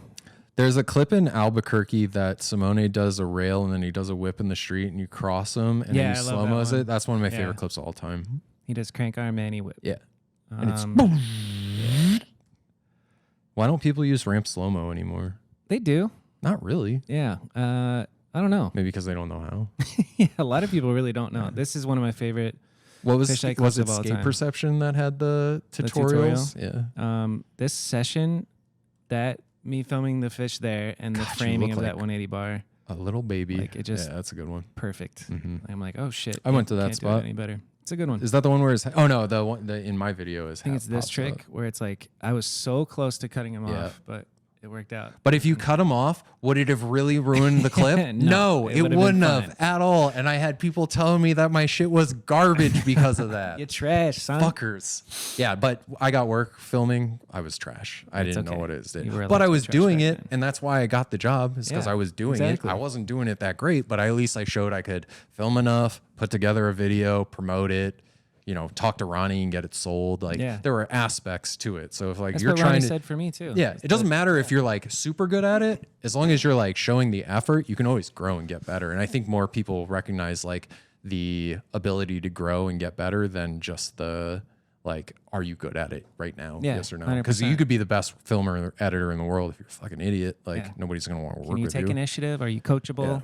And are you able to work? There's a lot of people that have blown it in BMX 100% in terms of filming and editing. Dude, for me, I was blowing up for like 6 months trying to get that job. And then it finally came when Sabrosa did a shop stop at Gordy's, and I just took the initiative to film it and put it out. I don't even know what happened with it, but I filmed it on my own. Yeah, you chose to do it. And then Ronnie was like, yeah, man, that's why that's the same exact story with me. I did the Europe trip with the friends after selling. I got work and I came back and I wanted to thank Ronnie. So I was like, hey, you guys got anything going on? And they're like, oh, we're going to Interbike soon. You want to meet up? I was like, hell yeah, I'll film like a video or whatever. Does that sound cool? He's like, fuck yeah. And I showed up and I filmed a video. I helped him out at the booth. And then I got on that trip, that Southwest trip with Miles, went back to Arizona, and that's how I got the job. So it was just like I wasn't good, but I showed initiative, and that's kind of like it just kind of like put me in that position. Yeah. Same idea. Trends we love. What's a trend you love? Trend that I guess love. in filming or BMX in general.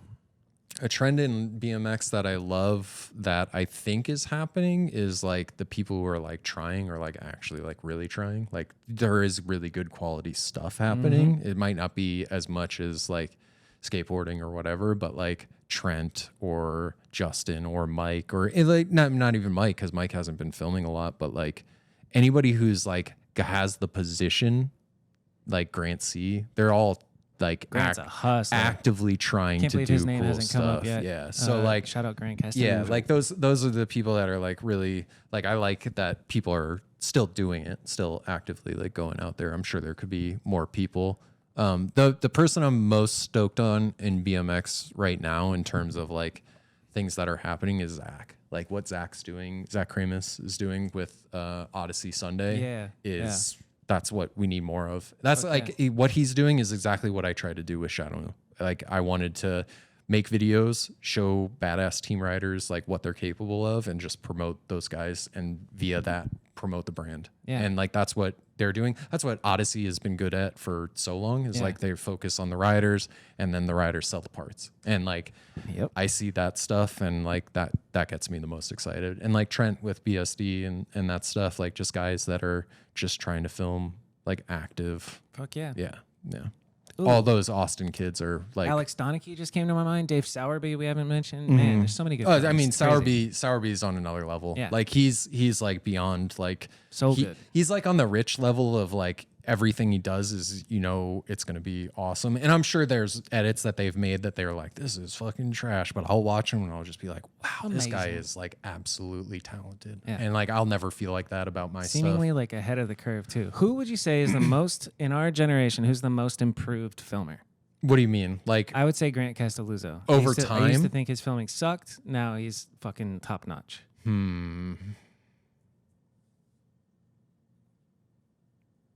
I mean, you could say Grant. Yeah.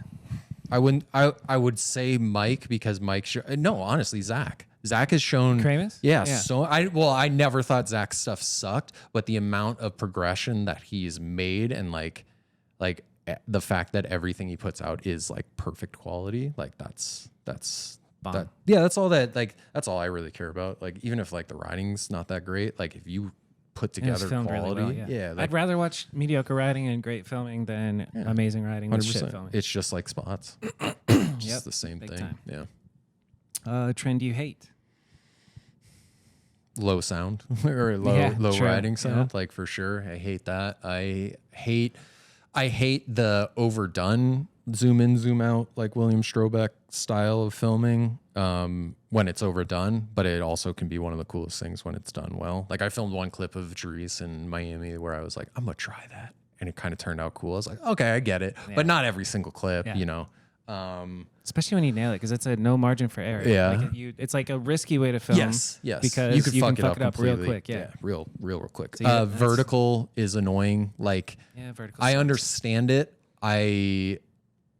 totally understand it. And I do like it sometimes, but I hate that that's just the default for kids now. I hate the fact that like that's such an important thing to people, because like someone like Simone, where less is more is like the king, he'll put out one thing a month and people will treat it like it's the best thing on earth. And there's kids that are like, oh, I'm gonna put out one thing a day. And it's like, you could put out one thing a month, like everyone could, and you could have a more of an impact. So I think I'd rather see less stuff, more quality than more stuff, less quality. I agree. And I think the trend's going there. I think there was like a wave of like, I got to put out shit every day. And a lot of people, even in different industries, like my guy Jamil, like we gotta that's content. Not blah, blah, blah, blast it all. Just make sure it's good. Yeah. Doesn't matter how much, just make quality sure it's good. over quantity. Yeah, like 100%. That's been me forever. I think that's definitely a trend. And then like the trend of not necessarily filming or editing, but sameness. Like I'm not done, but like I just wish kids would look at bikes a little bit differently. Like you can do so much different stuff. I wish kids would ride everything, like not just be like, I'm a street rider or I'm a park rider. Like agreed. Here's a perfect example. Dave Frymouth. Like if you classified him as something, you would call him like a park rider because he's like gonna do like a crazy street spine combo with front brakes. But then you watch the video like forward and he's doing huge feeble like gap grinds on ledges and like he gets down on street too. Like why doesn't that happen more? Dennis Anderson, he is the all-around rider. He is the most popular rider, yet kids are like, I don't know about that. He's a park rider. Yeah. Boyd. Imagine like, somebody calling Dennis a park rider. Yeah. That's but crazy. like you can be a park rider, but also like you could just be a park rider is one of those Olympics dudes. You could just be a rider. Yeah. That's true. Who would have thought? I mean, like, you could just be a rider. Like, you don't like even see, like, I mean, you do see it, but like, I would rather watch a dude in Japan who is riding 2 pegs and brakes doing pedal grinds on weird setups than like any kid who can do like a flare whip. Not even that style, but like a double truck down off a ledge. Like, yeah, it's cool. Yeah, you can do a double truck down a ledge, but like, I don't know. I've seen that. I've seen it a ton of times. And like, I've seen 2 peg with brakes, pedal grind rider do stuff too, but like, I don't see it every single day. And I think kids could do with a little bit more variety in their lives in regards to that. Yeah. And I don't know if that's just like the TikTok generation of like nobody wants to stand out. Like everyone's like too afraid of standing out while also wanting to stand out and be special and stuff like that. But yeah, those are a couple of things that I'm not a big fan of. Good. What about you? I don't like the tall seats. I'll say it. Yeah. I don't like the tall seats. I tried it. I was like, let's get into this. And then it was just in the fucking way. I mean, you could go like that much, like a fist and a half of post. Like that still gives you like enough room. But like that is like, I don't know. I wish I could bar spin so much. But what I was thinking is with that tall seat trend, because I like it for pedaling in between spots and being the camera guy. Sitting down and riding. Sitting down and pedaling is pretty sick. Yeah. And I can't do it on my bike currently. Anyway, I need to pee. And then we're going to... And then we're gonna wrap up. And then we're gonna do the classic questions. Oh God! Can you believe it, Chadwick? You said I can't believe you guys talked for 4 hours. 3 hours. Fuck. Hour 3. Blah blah blah. I'm sorry, blah, everybody, blah. for these long, amazing episodes. I guess you're just gonna have to hit that link in the bio and support it for $5 a month. $5 a month. You could do $2 a month, $5 a month, or $10 a month. It's a deal, folks. It's a deal, dude. I was listening to a basketball podcast for the Suns, and they were talking about how every podcast you should assume that your listener it's their first time listening, and to keep it at most under an hour and a half. And I think we've done the opposite of both of that, and I'm okay with it. I'm okay with it too. Sorry. I think I agree. Talking about podcasts, there's one Matt and Shane's secret podcast, and they have Shane Gillis and Matt McCusker, and they do an hour of just bantering, and then they say at the end of it, all right, let's go to the page. And they go to they film another hour for Patreon. They have the biggest Patreon in the world. That's cool. Just like you need to do a Patreon where it's just everyone talking all the shit that they want to talk, but they won't in front of the camera. They won't even on Patreon because then somebody will still see it and they can rip it. I get it because like, you know, the industry's so small and like beef is just so unnecessary and stuff like that. But sometimes people will do some fucking dumb shit and you just want to blast them for it. But dude, beef is fun. And it's like Club Shay Shay, just air everybody's dirty laundry out. But I'm like, dude, I don't necessarily want to do that, but I want the podcast to grow. But but that sucks that that's like how you grow it. Like, that's like the problem with the world these days is just like nothing but negativity. And but you can do it. If Flex Friedman can get this far in podcasting with his I don't know who that is. I also don't really listen to a lot of podcasts because I'm always editing and I can't listen to a podcast. That's and true. Edit at the same time. While you're so. You could while you're like editing photos, but I saw that you put a little smiley face next to my get over yourself apology. Let's cover that. Get over yourself apology. You mentioned something, or maybe Mike mentioned it in his episode. I talk a lot about Mike's episode because it's like it really was awesome. But go back and watch that. You were talking about, I think, like really like being stoked on yourself, and like maybe it was like you guys were just talking about being stoked on yourself, and maybe like being put in your place or like something like that. But I remember, I'll never forget like telling you to get over yourself at Interbike. Bob was with GT guys, first time getting on GT, first time being at Interbike, like officially with the badge and everything like that. And Bob was stoked and happy. And I said, hey guys, to me, Bob was, you know, the local kid that like looked up to us and like was like, you know, he was Bob. He was fucking big head Bob. And he was walking around like his shit don't stink, super stoked. And I just told him to get over himself. Like this. Get over yourself. And crushed Bobby's life, his whole hopes and dreams. Or at least it felt like it, because I saw it on his face and then later found out that that was basically the case. But what I wanted to say was I do apologize for that, because like I was thinking about it, like that moment, like going to Interbike for someone with your own badge, you're not sneaking in, like you're a part of it. That's a pretty big fucking moment. Yeah. And I like kind of like ripped that from you. And I just want to say I'm sorry. Cause like honestly, like you don't think about that stuff in the moment, but like you were young. You were 17? Yeah, 18. Yeah, young. Like that's young. And like I knew you looked up to me and like the crew and our guys, and like it just was like it was a rude thing to do. And it was never meant to be like, hey Bob, get over yourself, you're being like a piece of shit. It was more like, I like this kid and I don't want to see him turn into like this egocentric type of dude, but I shouldn't have, that wasn't like my moment to take away from you. So, you know, I just want to say I'm sorry. Cause like I still think about that. And I know, you know, it's just like, you think about it because I've brought it up so many times. Yeah, almost every time I see you. It was like a joke, but also like we both knew. It's a funny thing that actually affected me in the trajectory of my life. 100%. And I know it, and I know it did. And I kind of like feel bad for that. And yeah, I just wanted to say. So when I feel like quitting doing the podcast or quitting mediocre, just remind me, don't get over yourself. You got it. You know, I don't want you to ever get over yourself, because like you're doing stuff and you're trying, and that's a lot more than a lot of people can say. Yeah, but yeah, I just like those big moments should be celebrated with a lot of people, and I don't think they are, especially nowadays. Like I think there's so much negativity and crabs in a bucket. Yeah, just like shitting on people. Like that's the only way to survive, is like I go on Twitter, X, or whatever the fuck you want to call it, about basketball stuff. And like, it's just like, this dude sucks. That guy sucks. It's not, no one's ever like, wow, that guy was sick tonight. Yeah. Like, you know, and it feels like a lot of that in BMX too. Is just like a lot of like shitting on the other guy. And it's funny because that's what gets views. Yeah, you know, it's the negative shit. It's the negative stuff. The shit that gives you a reaction, whether you're reacting to a negative thing by saying, yeah, fuck him, or by like, wow, why are you saying? Yeah. It's polarizing. Yeah, I just want to, I'm trying to rid myself of that, like, that just mentality of stuff. And like, I love talking shit and I love that type of stuff, but like the shit talking that I like is like, you know, just like goofing on someone, like your friends and stuff like that. Not just like trying to cut someone down for doing what they love. Well, I appreciate it. I love that you put it in the notes. All right. The staples. Oh, fuck. Favorite spot that you've ever been to? Ooh, favorite spot. Can I pick a place rather than like a specific spot? Barcelona. No, Atlanta. Atlanta is one of the most underrated places you could ever go to ride. Yeah. Atlanta or North Carolina. Both of those. Who's a local from Atlanta that's like pro? Why can't I think of one? I don't think from it. Oh, Devin. Smiley. Yeah, he is from Atlanta. All But right. I think he's from Savannah, Georgia. He's from Georgia at least. But he's got Atlanta tattooed on him. Yes, So. he is ATL for sure.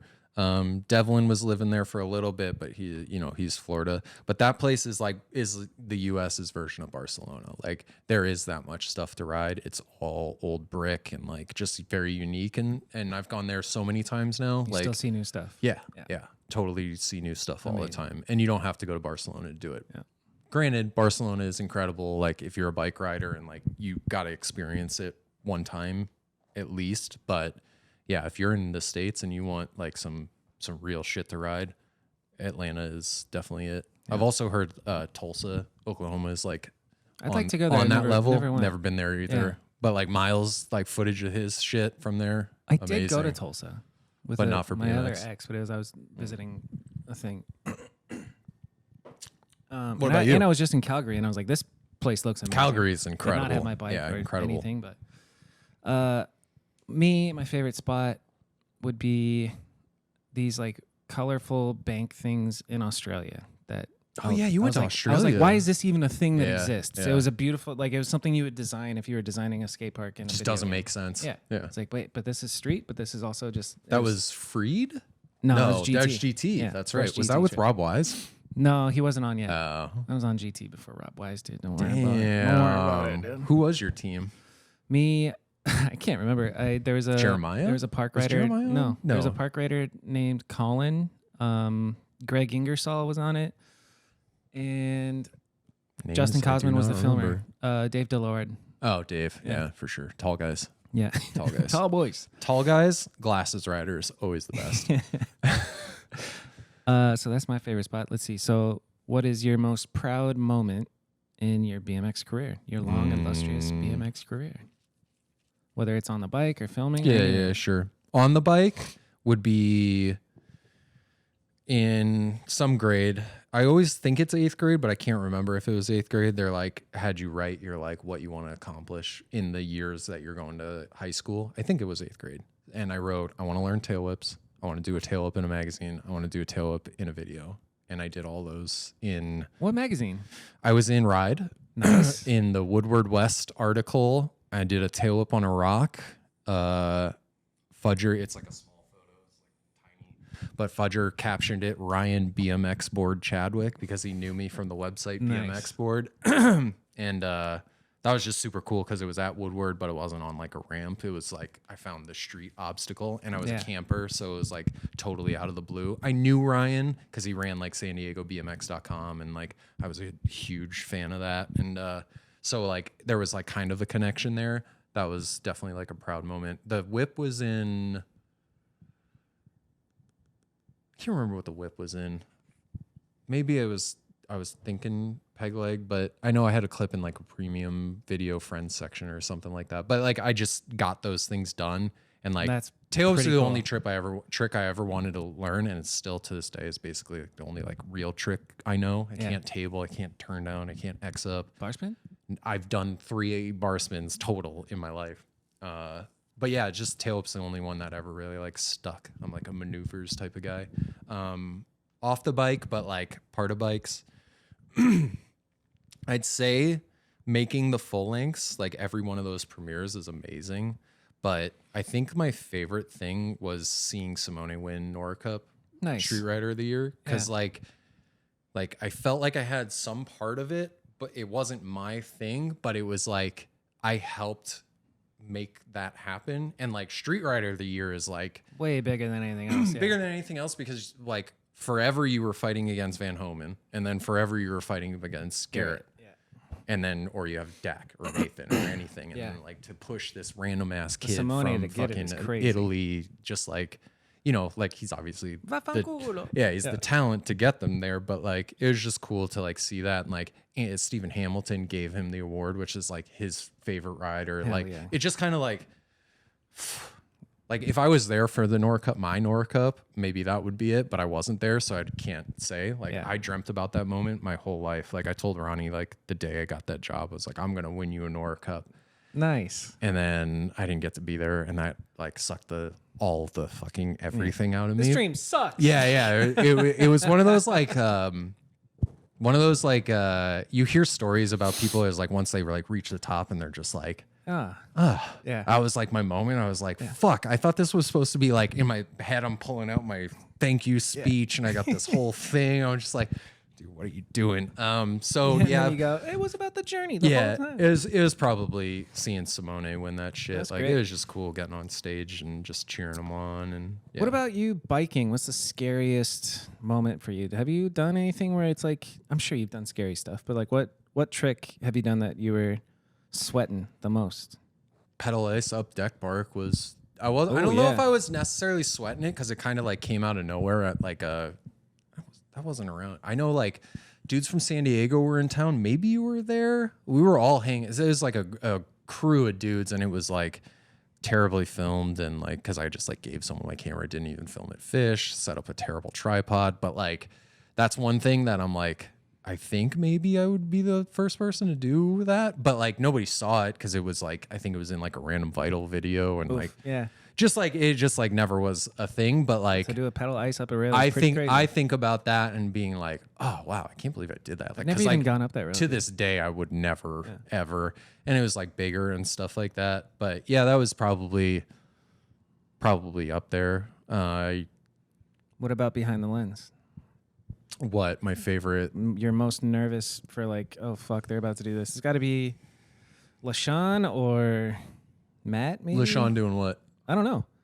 But like filming LaShawn, plenty of times I was like, yeah, oh but my God, you're going to do this. But you know he's confident. That was the thing is like I never had a doubt in my mind that LaShawn would do something. I bet neither did he really. Like he had that mindset of just Drew Bizanson. Oh Before I was Shadow TM, I filmed that fucking truck driver that was on the cover of Ride. Yeah. It's like a second or third angle or something. Yeah.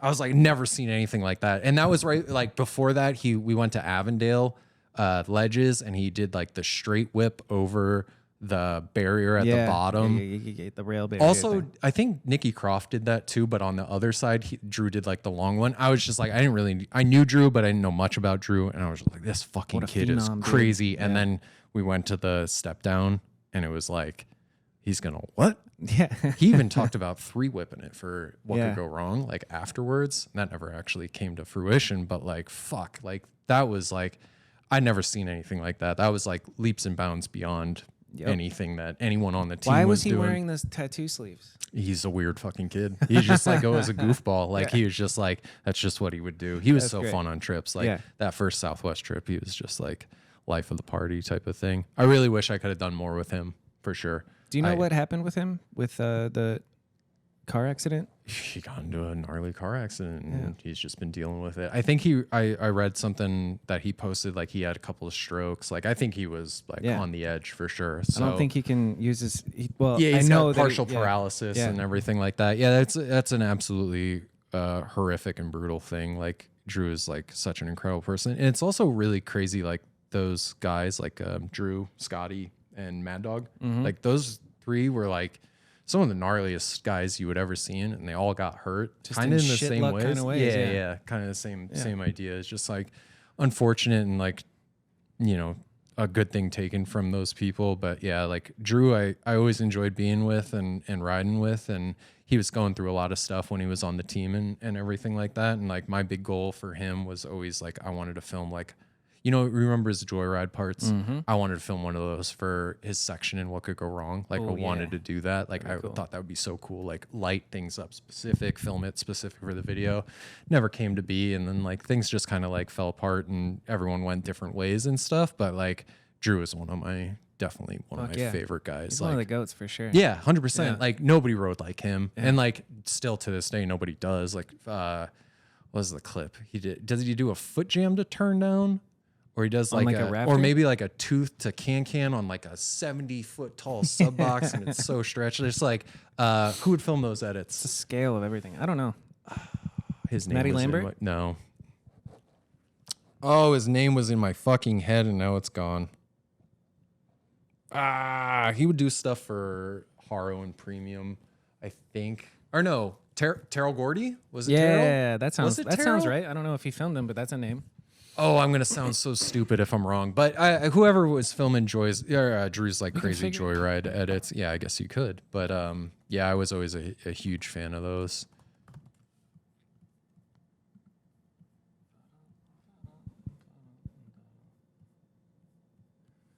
It doesn't give the filmer credit in the description. Of course, because Maybe it's Red at the Bull. end. Directed Justin by Justin Sewell. Yeah, That's who it was. that's cool. Yeah.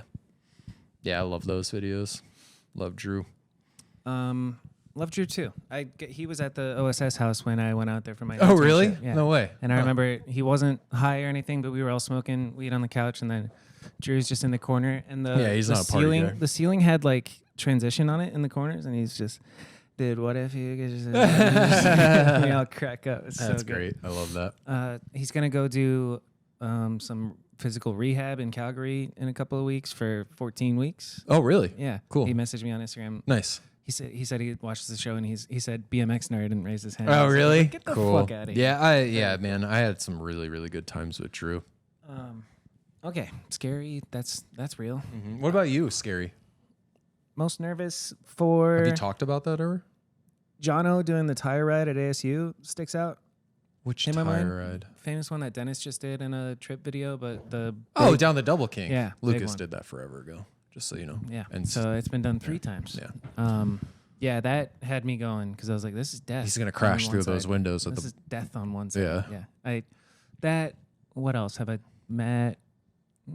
Not so much. Like Matt is always Matt fire. Confident. Yeah. I filmed him do like a 20 stair truck in Colorado Yeah. randomly, and I was just like, yeah, he's got it. Yeah. And It's it's wild, just like, right? if he thinks he's got it, I mean, he's got Definitely it. got Yeah, 100%. That's like if the guy comes in with confidence, it's like I don't really need to be scared. I was always more scared of the guys that kind of It's like a little sketchy, but we're they're just like, sending it. oh, I don't know. Yeah. Who's chaotic like that? I'm trying to think. Corey Pedrosa in the friend section of Mediocre rides off of this Jersey barrier to a 15-foot drop Yeah. into a bank. Yeah. That I was pretty. That was fucking. I nervous love that about. clip. It's Yeah. perfect because he's coming at you, right? Yeah. And then he drops off, and then it just goes, and you're on top of it. Yeah, Yeah. that's good. That's good. Wild. That's a good clip. He's got that just like madman attitude where it's like, you haven't ridden in a long time. Like, are you sure? Yeah, I saw him. Where did I see him the other day? Oh, is that? I think it might Skate have been. park? Oh, it was at the skate park, Yeah. or was it at the trails? No, Maybe it was the at trails. the skate park. He's been going to both. He's been riding good a to lot. see him. I got to get out. Some old guys are coming back, man. They really are. I Monzingos told coming Corey, back. I'm like, we're filming a clip. Okay. What else? It's not. I don't think it's Mount Rushmore yet. Okay. I think it's Mount Rushmore, dude. Who's your? Is it? Who's your Mount Rushmore? Mount Rushmore is going to be really, really hard because there's so many people, but I'm just going to do like what pops out to me for me. Dave Perrick, obviously. Criminal Mischief, Forward. Those are like 2 of the most influential videos for me. Oh, okay, we're talking filmers. Oh, is that what did you Yeah, say? I was thinking bikers, But but it's a filming editing episode. filmers first. Yeah. We'll get to bikers. But yeah, Dave Perrick, number 1. Like I don't he always seemed like he was doing something more, like he was trying a little bit harder than the other videos. They were more produced, they were better edited, better music. Like I don't know, something about that just like really latched on, and I think I've gotten influenced more from him than anybody like ever type of thing. Next would probably be Navaz, just because like quality, the amount of videos that he's produced that have just been like so amazing. That would definitely be up there. Great body of work. Yeah, incredible body of work for sure. Just on body of work alone, I would suggest Stu Johnson. Yeah, I always want to say like Stu because like fuck how much 1998. how much shit has he done and how much stuff has he been a part of, and then like obviously Anthem 2 is like one of the best videos ever. I feel like that it's not underrated, but it's still underrated in some capacity, maybe because of when it came out or whatever it is. Yeah, I would probably definitely put like props in general like in that category of like most influential things on me personally. And then like it would be like an amalgamation of like all my friends, like Daryl, Mike, and you, and like those guys, like the people that like I get inspired by, like in terms of like that kind of stuff. Like, yeah, I liked, Tomorrow We Work and all those guys, and like, Federal Videos, all those guys. Like I loved all that stuff. Ed I Allen. consumed all that kind of stuff. But like, if I had to like pick like the people that had the most influence on me, it'd definitely be Perrick, Navaz. And I mean, honestly, like Miles definitely had like a huge impact on me because like I was around him quite a bit, like right when I started out in like the actual like in the industry stuff. So that might be like a weird left field one that from me. But like when I think about it, I'm like, fuck, yeah, Miles definitely influenced me a lot. Sometimes in what not to do, and definitely in times of like what to do with filming. Like he was very particular, and it rubbed off. And like I wouldn't say like it gave me like, sometimes it gave me like anti-confidence because of like how strongly he would talk about certain things or people's like stuff. But at the end of the day, I kind of like was like, all right, I mean, it's at least like a basis for like how others would think about what you're filming. You know, I never really like thought about how others would like think about what I'm putting out there. But once I got into the industry and like I kind of had to start thinking about that like it Perception. Yeah. Yeah. I choose. Who do I choose? I choose Navaz, Stu Johnson. Then I would say Chad Shackelford because of the impact of the Shook. Shook The Shook huge. series was huge. Like I don't think Chad's that great at filming, but I think the Shook in itself. Shook was huge. And then Rich Forn. Yeah, that was fun. I mean, I could put Rich but up there Tony too. Maloof, Tony for influencing me. Tony Maloof, Buster O'Shea, fucking you, and Mike Mastroni. That's 2 different answers. All right, riders. Mount Rushmore. I liked how Mike did his because I'm gonna definitely steal like it's just like I'm gonna name 55 instead of 4. Well, terrible one. Like he took that like Taj, Joe, Ruben, like that crew of guys, specifically Taj and Joe, like number 1, and then right next to that would be Van Homan. Like that's like I'm a product of my generation. That's just what it is. T1 Van Homan. That's pretty good. Simone. Duh. Yeah, I mean, honestly, I would probably do that, but I would probably put like all the shadow guys on. Oh, there. you got a shadow category. But T1. but like I won't do that. I will say Simone because like fuck, and then probably AK. Like fuck yeah, AK. There's something about it. Like he's always approached BMX from just like such a different special. level. Yeah, and like you can see that influence on Simo, like kind of like pushing him into like a different direction and stuff. And yeah, I think, that was at that like turning point when they did that split video. Huh? Yeah. At least I think so. Yeah. I think AK criminally underrated. I don't think he's underrated by anybody that like really knows, but like I think he influenced more people than you would get credit for, type of thing. Really that's like cool. AK. Fuck yeah. Yeah. That's it. What's your Mount Rushmore spots? Ooh, Mount Spotsmore. I don't even think I have an answer for Deck it, but Park because that's on your Phoenix, list. Yeah. Oh my god. Because of it's in Phoenix. The I filmed devil the party spot. line there. Yeah, the film. So I never realized that picture.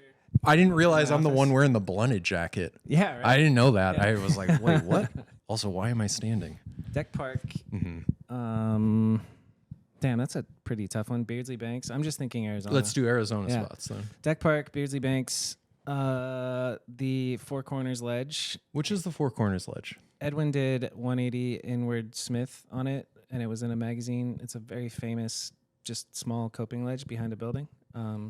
What have you seen that was there? On your side of town? Yeah, it was like 43rd and Peoria. The one where Ballman did the... Oh, no. Where no, that was 40th Street and Thunderbird. Where Chase Ballman did the ice to close the thing. Yeah. That's about okay. So yeah, Beardsley Banks, Four Corners, Deck Park. Yeah. How about a ditch or a rail? Fuck, I don't want to say the baseball field ledges. No.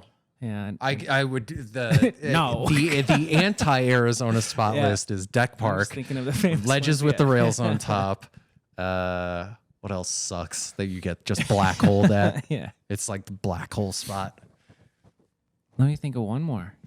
Just one more, Bob. Tempe spots, mani pads. My favorite. Oh, there used to be this long curb on my side of town behind a building that was just a famous happy medium mani pad curb, and I filmed a bunch of stuff there. That was your spot? Yeah, that's it. All right. Desert Canyon. Oh, middle school. Yeah. RIP. Not RIP. It's just like it's not the same. Yeah. I haven't thought about that in so long. Yeah. I want to go back. Home Depot ditch. Nice. Which is not a ditch. Yeah. It's just like a really small sub. Yeah. I could ride that forever and ever and ever. I think of you. I think of the kicker over the chain off of Hayden. What people would call the stoops. Yeah, The stoops. Camelback and Hayden with the sub rail. I was gonna say that, but I was thinking about it. It's like every time I go there, I'm like pissed because like I want to do more, but it's like you got to be fucking gnarly to like do whatever else is left at that Rob spot. Wise did that wall ride, and that was pretty nuts. Seth Kimbrough did the fakie wall in that same spot. Like Rob does the gap out past the pillar and wall ride. Seth fakie rode the pillar back over the chain. Yeah, forever ago. Cactus Park wall ride. Travis Cordova did a caveman off of the top into the That's crazy. Yeah. Cactus Park wall ride. That's the one that has the fly out over like the rail into the street. Matt did switch 180 switch bar. Yep. Sam and I and Dustin, those guys. I got some Sam clips for mediocre right there. Did you really? Yeah. Hell yeah. That's sick. And then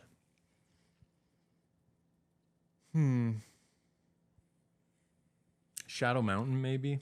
I really like Shadow Mountain. That's a fun another spot. Classic. That's probably like my go-to. That's like, made a classic resurgence spots. lately with like Zach Beerley and people who come through because the jibby side of it, not even With the the ditch, small but the wall bank. ride. Yeah. That's an interesting spot. Z actually hit me up for good one. that spot when they were here last. Yeah, I wish I could have spent time with them. They Same. used my house as an Airbnb, but I did. I saw Tristan, John, and Mike. yeah, But I didn't even see Mike. yeah. I thought they were all together, and I showed up to meet up with John and T-Coop thinking I was going to meet up with Jeff, and they're like, "Oh no, they're on like a separate trip." I was Yeah. like, "I don't understand weird trip. I don't understand what's happening here." You guys But- want to go to the same state at the same time, just not hang out? But Sounds hello, good. guys. Hello, y'all. Yeah. Any advice for me as a podcaster? Yeah, actually, Research more. No, I don't think research more. Well, I mean, that's not going to help anything. But say that as a meme. do A lot of some people have said little segments. I think little agree. stuff like would you rather or something like I don't know, just to change I it think up I'll type steal of thing. this. Would you rather? 100%. I would do Make it less bikes. if I were to do a podcast. I would talk more, not more. I would just also talk about not BMX, if that makes any sense. Like anything that like comes what's your non-BMX hobby? Yeah. Scott Marceau's episode, and we just talked about investing for the first 10 minutes. What's your I love that. non-BMX hobby? It was yoga. I fell off of that. Yeah. Fucking Fortnite lately, dude. Yeah, Fortnite's gaming. so fun, man. Is it not no build, zero build? Zero build Yeah. Fortnite. Yeah. So fun. That, walking my dog, all that shit. Anything interesting? You know, I watch a lot is Kill Tony. What's Kill Tony? Kill Tony's a podcast where it's a live podcast doing stand up. So if your name gets pulled out of a hat, you get to do a minute of stand up comedy, Yeah. and they tear you apart if you suck. But then they interview you after, and they say, "What's the most interesting thing about you? Like, what's They just any get redeeming to know quality?" you type Yeah. of thing. And everybody's like, I love to go to the beach. And it's just like, fuck you. Yeah. They talk Yeah, shit. yeah, yeah. And now I'm like thinking, what would my answer be for something interesting? I would freeze so hard on stage. Yeah. Yeah. I think if you if I chose to do a podcast, if it was like a quote unquote BMX podcast, because that's the people that I know, I would do it about what those people are passionate about outside of BMX. Like just 100%. talk That's about. what I find the most interesting. Yeah, like get Simo talk about art, get Trey talk about vintage, or get Trey talk about music, get Jake Seeley talk about vintage. Like go down a different route. I did that by the way. Yeah, I'm sure like those conversations come up, and like it's just more like I always I want to know more about guys outside. I'm interested of the in the bike. people more than the biking. Yeah, You and I can only think talk about biking BMX so lost fucking much. BMX lost a lot of that when like road fools and props stuff stopped happening and there was less people talking in front of the camera. Like back in the day, I felt like I knew every rider's personality before I ever met them, and like when I met them, it was like, oh yeah, I Makes sense. feel I've like I seen know you you. act. Yeah, I've seen you act, I don't think you get a lot of that There's anymore. no more personality in BMX, not as much, because the avenues are different. Yeah. to, like, It's so portray it. different. I get it, but like that's something that I would like to see return type of thing. Like, not that I don't find talking about bikes interesting or anything like that, but like you can hear so many origin stories and stuff like that. Like, tell me something I don't know about you. Bro, what the fuck do I do that's interesting? I'm a podcaster. That's what I'm saying. Well, get I mean, shit on too. you work fucking hard as fuck doing all work this a stuff lot. that I you play do. video games. I listen to podcasts. I create podcasts. I'm working on Mediocre at Best too.